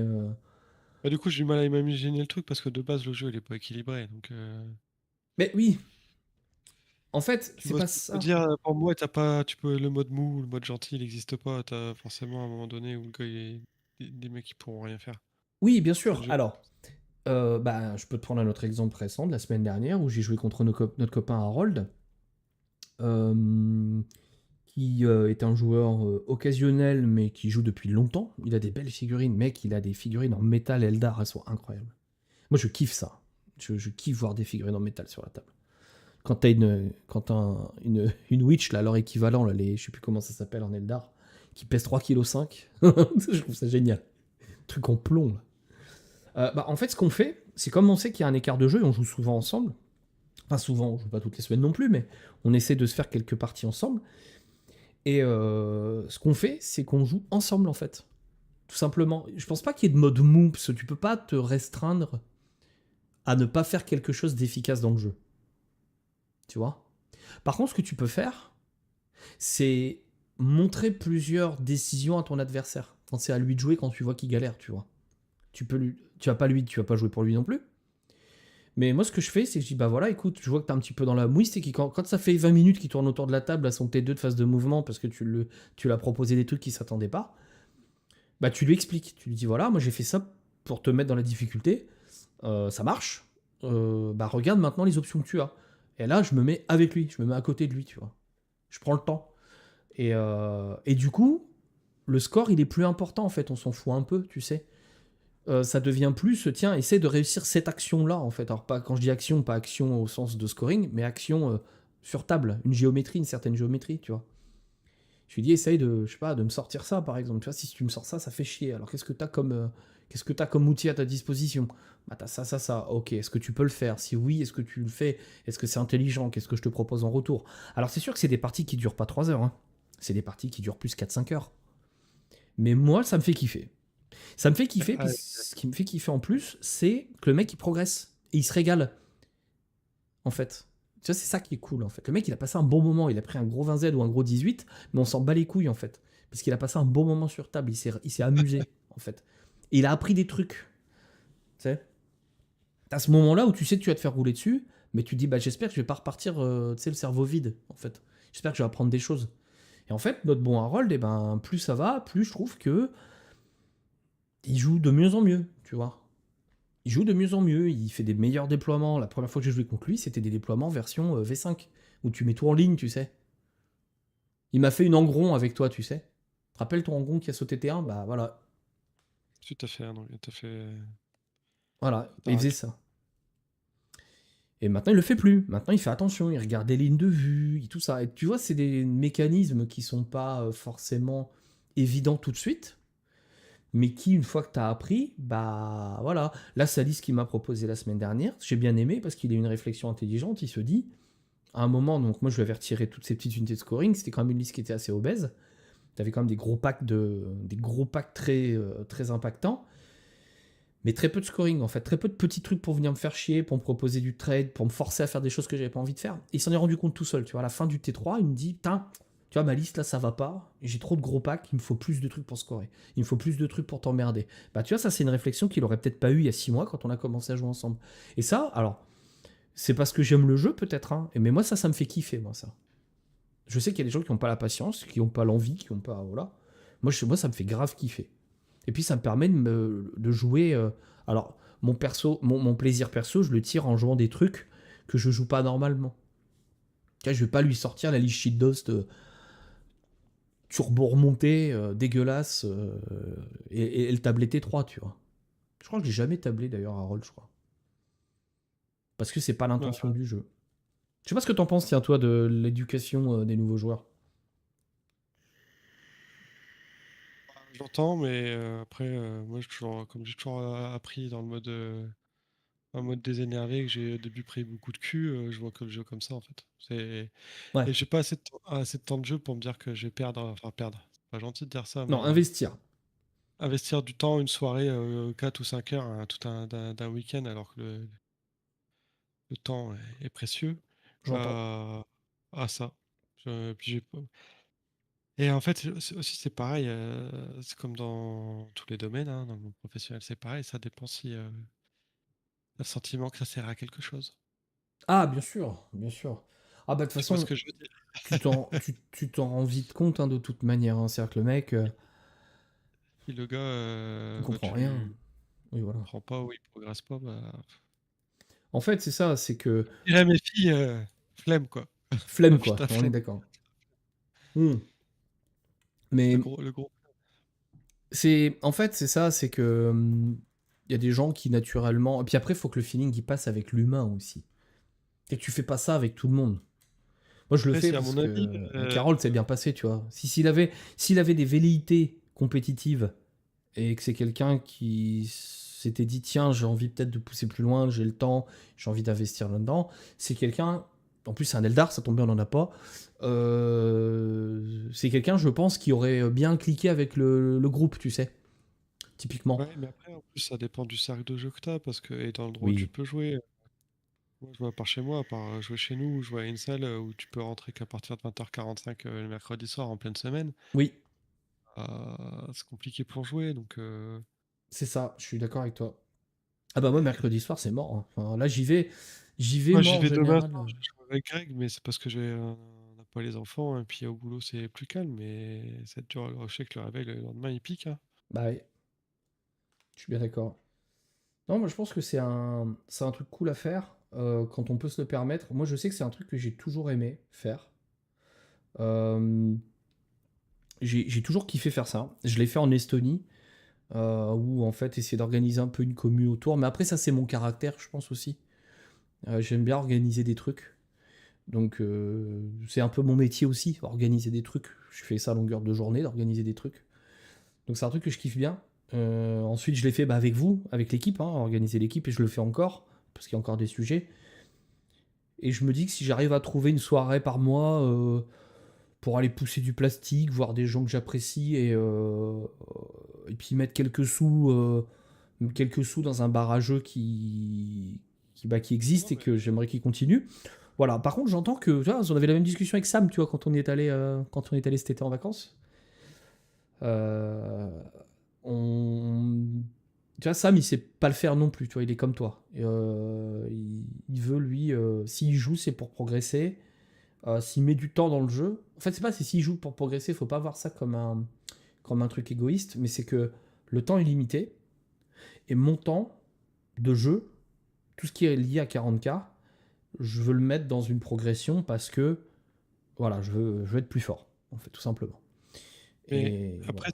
ça dépend des rencontres que t'as. Si tu rencontres un gars où tu sens qu'il Oui, il va level up parce que tu le connais autrement, tu sens que voilà, tu sais que ça te fera progresser à terme, mais ça dépend. En fait, je pense que c'est vrai, ça dépend de beaucoup de facteurs, hein, bien du sûr. gars et de là où tu joues, de comment tu peux jouer. Ouais, bien sûr. Euh, Donc voilà.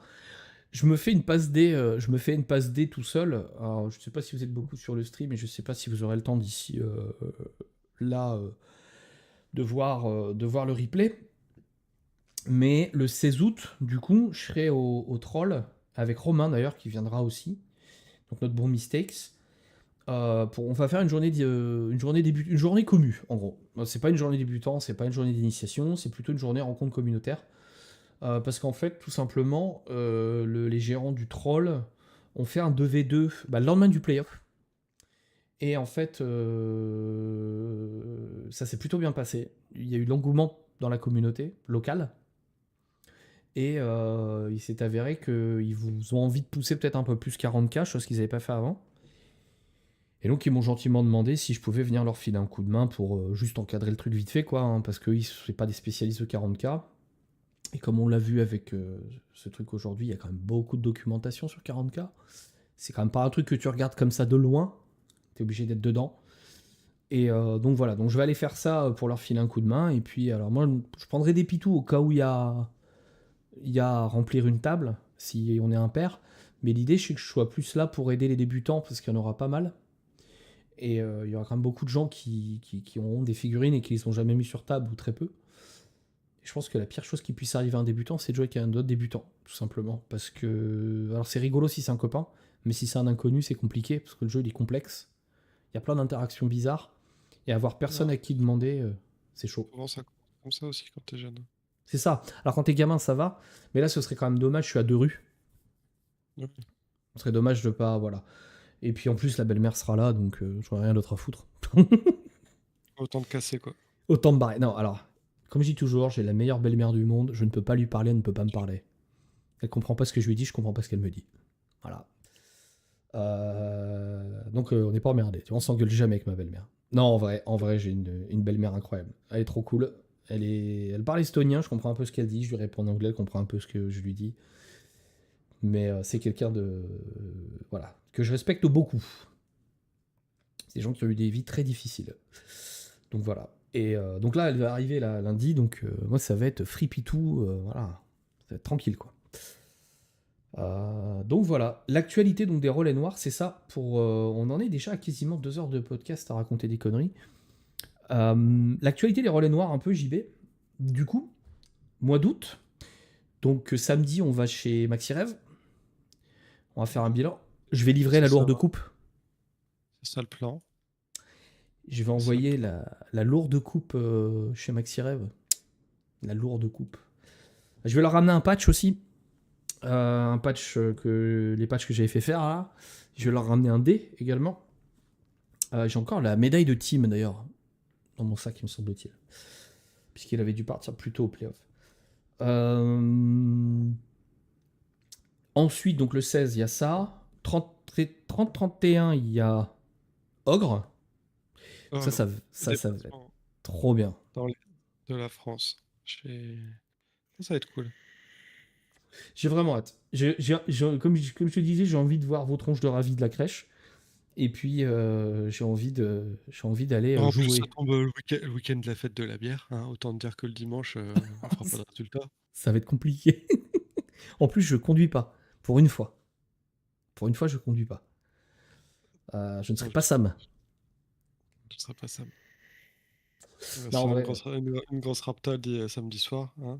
ça c'est cool ça, hein. Franchement, c'est trop bien ce qu'ils font, hein. Ils ont remis les cartes aussi, j'ai vu. Ça a été annoncé dans leur Ouais, moi Discord. j'ai celle de l'année dernière, c'est trop bien. Je vais pouvoir compléter ma collection de cartes Pokémon là. C'est trop bien. Franchement, tu vois qu'Invictus, il se pète le cul à essayer de faire un truc bien. Ça se voit Mais que il avait dit que ça lui. serait bien que les autres orgas fassent la même chose. Moi je pensais qu'il y aurait d'autres tournois qui feraient, mais il n'y a personne qui a pris le relais. Mais pourtant ça a plu à tout le monde. Parce qu'en fait, bon, pour Ouais, ceux qui connaissent pas, ils ont fait un système de petites cartes Magic pour tous les joueurs qui ont été distribués à l'entrée du tournoi l'année dernière. Ils remettent ça cette année. C'est-à-dire que vous avez une carte avec votre pseudo et vous en avez 5. Donc le plan de jeu du tour du week-end, c'était que vous échangiez à la fin de vos parties, si vous le vouliez, votre carte avec celle de votre adversaire, trop en bien. petite collection. Et puis ça fait un petit souvenir des Ouais. parties comment dire, que vous avez joué, avec vos adversaires. Donc Si ça, je c'est vraiment tombe contre Silenos, je veux qu'il me la signe au schnapps. Voilà, possible c'est qu'il te le dit. fasse. C'est possible. Il y a Dahu qui Et, nous demande si on connaît déjà la date de notre match aller. Eh ben non. C'est très tôt hein, pour connaître les dates. Alors, faut savoir que les dates de principe, c'est septembre à décembre pour les matchs allés et me semble janvier à juin pour le match retour. C'est très difficile de connaître les dates quand on n'a pas les lieux parce qu'en fait, il faut savoir que c'est très compliqué. Là. Alors là, je sais pas comment ils vont faire cette année, hein. Plus de 200 équipes, ouah, ils vont se régaler les mecs. On a une idée des lieux. Alors c'est en discussion, hein, c'est pas écrit dans le marbre. On irait chez nos copains des Wargaming KO, donc en Haute-Normandie. Bon, c'est très très Haute-Normandie, hein, c'est juste après le Tréport par là. Euh, chez eux pour le match aller. Et on serait chez les Orchidoclastes pour le match retour. Il semblerait, dans les discussions que j'ai vues, que ce serait pas avant le mois d'octobre, le match aller. Parce que, je sais plus, je crois que c'est Babel Ben qui disait ouais, septembre machin. Et puis il y a quelqu'un des Wargames qui a répondu attendez les gars, septembre c'est tôt quoi. Septembre c'est demain, hein. Et septembre, faut savoir que c'est très compliqué pour beaucoup parce que c'est la reprise du boulot déjà hein, pour les Aoutiens. Mais c'est aussi la rentrée des classes pour ceux qui ont des enfants. Et moi, je sais que les 2 premières semaines de septembre, en général, c'est PLS, hein. C'est reprise du rythme, toutes les boîtes qui reviennent au boulot, donc tu reçois des tonnes de mails. Enfin, c'est un petit peu l'enfer, normalement, les 2 premières quinzaines de septembre. Là où les deuxièmes quinzaines, en général, ça se calme un peu. Donc, je doute fortement. Moi, je vis sur un octobre-novembre, parce que je sais aussi qu'il y a beaucoup de gens dans le commerce, dans nos équipes de ligue, et que décembre, bah, c'est pas le moment de pas être là. En fait, c'est des gens qui travaillent énormément en décembre, commerce ou restauration. Donc, il y a très peu de chances que ce soit en décembre aussi. Ce que j'espère de plus, c'est que ce soit pas en janvier, comme c'était pour notre match aller de Ligue 3 cette année. Parce que janvier, Je c'est crois un que petit peu tard. c'était décembre maximum, il me semble qu'il voulait le faire. C'est ça. Donc moi je viserai un octobre-novembre. Je viserai un octobre-novembre et on vous fera. Alors, est-ce qu'on fera une vidéo? Est-ce qu'on fera un podcast? Est-ce que il y aura forcément un contenu qui sera produit, quelle que soit sa forme, pour l'ouverture de la saison et qu'on vous présente un petit peu le roster, voir voilà, qu'est-ce qui va se passer cette année parce qu'on est en train de cook un peu quand même. Mais mais l'idée, c'est voilà, là pour l'instant, on est en mode wait and see, même dans l'équipe, hein, c'est très calme. C'est très bien, il faut un temps, il y a un temps pour tout, hein. On s'excite suffisamment sur le Discord toute l'année. On a le droit de se calmer un peu aussi. Et par contre, en septembre, sinon au niveau actu aussi, ce que j'aimerais faire, et ça j'en saurai un peu plus samedi, c'est faire une journée d'ouverture de saison, mais ça c'est entre nous, chez Maxi Rêve. Comme on avait fait l'année dernière, JB, je sais pas si tu te souviens, le jour où on avait remis les maillots et les dés. Bah, l'idée, ce serait de faire la même chose. Le seul souci qu'on va avoir, c'est pour ton cher bro. Est-ce qu'il se déplacera jusque-là? J'entendrai qu'il m'envoie me faire enculer, tu vois. Je pense que non, hein. Voilà, j'entends. Auquel cas, on lui remettra son maillot le jour du match aller, la veille du match. Et ou s'il veut, on peut lui envoyer aussi, on peut s'arranger, hein. Mais c'est chiant d'envoyer des trucs en Suisse, il y a la douane et tout. Il va se faire emmerder, il va se retrouver avec, avec de la douane à payer, ça va être chiant. Donc on verra comment on s'organise. Mais essayer de faire au moins une ouverture de saison comme on l'avait fait l'année dernière avec ceux qui peuvent être là, ça peut être cool. J'avais pensé faire notre première, du coup, en profiter pour faire une première réunion, mais IRL, du coup, ce jour-là. Notre réunion d'ouverture de saison. Et on prendra Massimo sur Discord, si on peut. Quoi qu'il en soit, je vais essayer de communiquer là-dessus le plus tôt possible et ça dépendra des dates que nous donnerons Maxi Rêve pour faire ça. Et j'aimerais aussi que ce soit un truc où, genre, je sais pas, on se rejoint le matin, on remet les maillots, les dés. Ah oui, il y a les dés aussi, les dés saison 2, hein. Va falloir bosser là-dessus. Au mois d'août, on a dit avec Romain, on va s'y mettre. Il va y avoir des lourds dés saison 2, parce que j'entends qu'il y a des gens qui en ont presque plus. Ils en ont trop perdu ou donné. Voilà. Beaucoup trop généreux les relais noirs. Et du coup, si on pouvait faire un tir groupé de ça, faire notre première réu le matin, et puis l'après-midi, on peut faire une journée communautaire avec les gens qui sont autour, s'ils le souhaitent, pour ceux qui peuvent rester, qui veulent rester. Et puis jouer contre les gens de la commune locale. Tu vois, ça peut être une journée sympa, on bouffe ensemble le midi, l'après-midi on fait une partie, puis après on rentre chez nous, tu vois. Ça peut être cool. Je pense qu'on peut réussir à faire ce genre de choses. Je pense que ça peut être très chouette.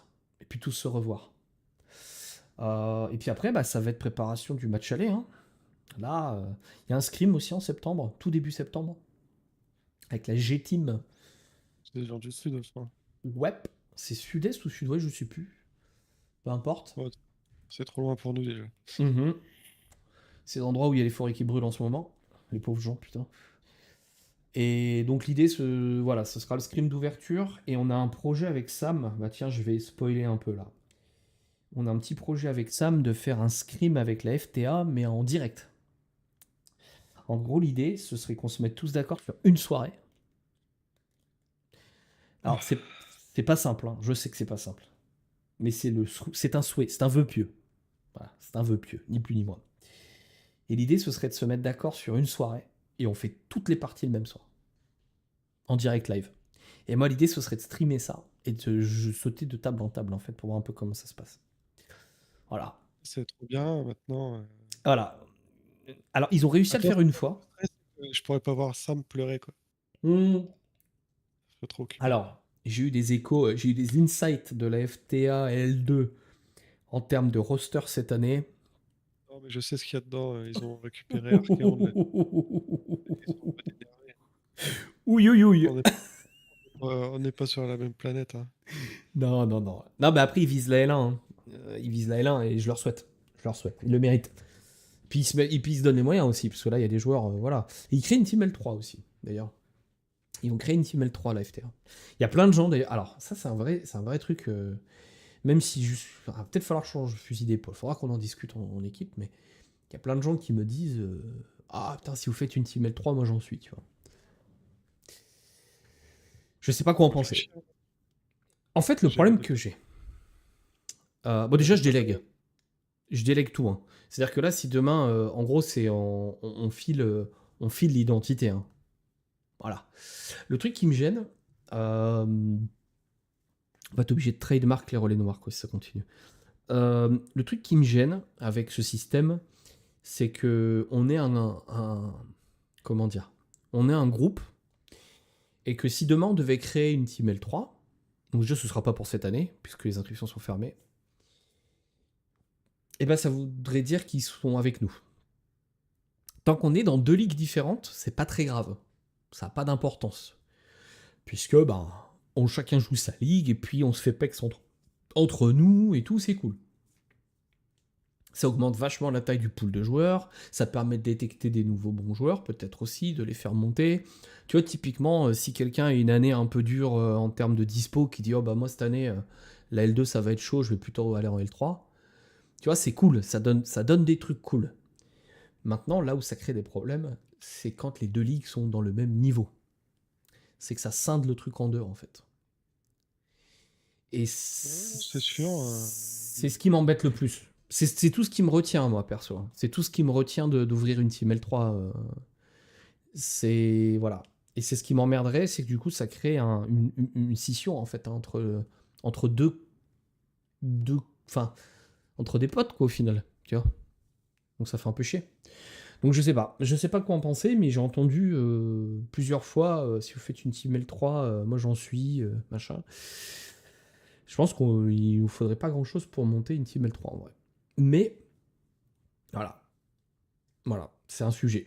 Un sujet parmi tant d'autres, je pense que je le remettrai sur la table, un de ces quatre, on en reparlera avec Romain. Je sais que Romain il est assez contre aussi. Pour des raisons plus humaines, lui. Il veut être sûr que voilà, c'est déjà compliqué de s'assurer que les gens qu'on a dans notre groupe, c'est les gens qui correspondent à qui on est. Si en plus il faut en plus gérer un autre groupe, je sais pas. Voilà. Après, il y a que les idiots qui changent pas d'avis. Hein. Donc voilà. On va arriver à 2 heures de podcast. Yes. Qu'est-ce donc que la suite? Alors, j'ai un souhait, c'est d'essayer d'augmenter la quantité de podcasts cette année. Donc on attaque. On peut dire que c'est la saison 2, déjà, premièrement. On peut dire que c'est le premier épisode saison 2. Comme ça. Voilà. Donc il va falloir commencer à faire des playlists sur YouTube. Et je souhaiterais qu'on passe à 2 podcasts par mois. Maintenant, je sais que toi, JB, tes dispo, elles sont limitées. Et que parfois, puis même, je préfère largement de voir tryhard si t'as une soirée, surtout quand on se rapprochera du... Bonne soirée, Dahu. Quand on se rapprochera du match aller. Après, s'il y a des sujets que je peux isoler et que je peux claquer tout seul dans un coin, ou que je peux faire, tu vois, typiquement, là, essayer de choper les capitaines de la L3 Pas-de-Calais et Belgique, pour leur faire une petite interview. C'est des gens que je connais pas, il y a des nouveaux, j'aimerais bien savoir qui ils sont. Bah, si tu peux être là, c'est mieux. Si tu peux pas être là, bah, c'est tout. Hein. Qu'est-ce que je te dis, je vais pas te forcer. L'idée, c'est d'essayer de trouver un tempo, autant que faire se peut, pour que ça devienne un petit rendez-vous. Et puis voilà. Et puis, parce que j'ai eu que des bons retours des podcasts. Hein. Moi, les gens qui sont venus me voir, qui me disent « Ah, mais le podcast, c'est trop bien. » Donc, les gens apprécient. Donc, c'est cool, parce que nous, on fait ça pour le fun, hein, en vrai. On se cale là. Ouais. On va voir. On va voir, voilà, en fonction des dispos. Mais si on peut. Et le prochain épisode, ce serait les gadgets de Wargamer. Je spoil direct. Les gadgets de Wargamer. Alors là, on va parler goodies. Hein. Et il y en a. Hein. Il y en a des goodies. Hein. Ah là, il y a tout. Hein. Il y a les gens en piste 2D, les gens sans piste 2D, les gens réglettes, les gens pas réglettes, les gens D. D'escalade et tout ça, oh mon dieu quoi. C'est ça. C'est ça. Donc on va parler gadget au prochain. Donc idéalement le prochain, là on est là, ouais, vers le 11-12 août par là. C'est d'ici 2 semaines, ce serait cool. Dans 2 semaines, comme ça on laisse le temps aux gens d'avaler celui-là et puis on passera à autre chose. Donc on essaiera de faire ça, essayer de trouver un rendez-vous. Les mardis et les jeudis c'est plutôt pas mal je trouve. Ça colle assez bien. Les mardis c'est le lendemain il n'y a pas école donc c'est cool quand l'école aura repris. Puis souvent le vendredi ou le samedi c'est des temps qui sont consacrés au jeu. Donc voilà. Bon. Sur ces bonnes paroles, je pense qu'on va clôturer ce épisode 1 saison 2 du podcast. JB, je te remercie encore d'être là et puis de continuer avec moi pour cette saison 2, ça va être cool, je pense. Et puis que ce Donc, soit ouais, sur table ou dans le podcast ou sur le Discord et tout ça. On va essayer de ne pas être ridicule cette année. Je pense qu'on pourra. On peut ne pas être ridicule cette année. Et sur le on va faire tout ça. ça doit aller. Sur le podcast, ça doit aller. Sur table, on verra. Ça va aller, ça va aller. En vrai, ça va aller. J'ai un plan. J'ai un plan et puis je pense que faut rester sur ce qu'on a fait au match et le match retour et pas ce qu'on a fait au playoff. Je pense qu'on est meilleur que ça. Donc ça va bien se passer. Et qu'en face, oui, il y a des clients, mais il n'y a pas que des clients. Donc ça va le faire. Messieurs, je vous souhaite à tous une bonne soirée pour ceux qui étaient là. Merci de nous avoir regardés pour ceux qui nous ont regardés. Pour ceux qui nous regardent en replay, je vous invite à mettre un petit pouce en l'air, un petit commentaire, puisque ça aide beaucoup pour l'algorithme. Faites tourner comme un gros tarpé ce podcast. Si vous pensez qu'il y a des copains que ça peut intéresser, n'hésitez pas à le partager. Ou vous pouvez... Petit commentaire, bien sûr, hein, si c'est pour nous dire bonjour, ça sert à rien. Dites un truc s'il y a des suggestions, s'il y a des choses qu'on doit changer, que vous voulez qu'on change, s'il y a des sujets que vous aimeriez qu'on aborde, ou des trucs que vous vouliez pas qu'on aborde aussi. Peu importe, mais voilà, chaque petit pouce en l'air ou petit commentaire nous fait extrêmement plaisir, parce que ça veut dire que vous nous regardez, et ça veut dire que vous nous écoutez, et que du coup, ben, même si on fait ça pour le plaisir, c'est quand même un petit bonus. Sur ces bonnes paroles, je vous souhaite à tous et à toutes, pour s'il y en a peut-être des toutes qui nous écoutent, une bonne nuit. Pour ceux qui n'ont pas eu de vacances encore, profitez-en, reposez-vous, c'est le moment. Et puis, bah, je vous dis à bientôt. Salut tout le monde!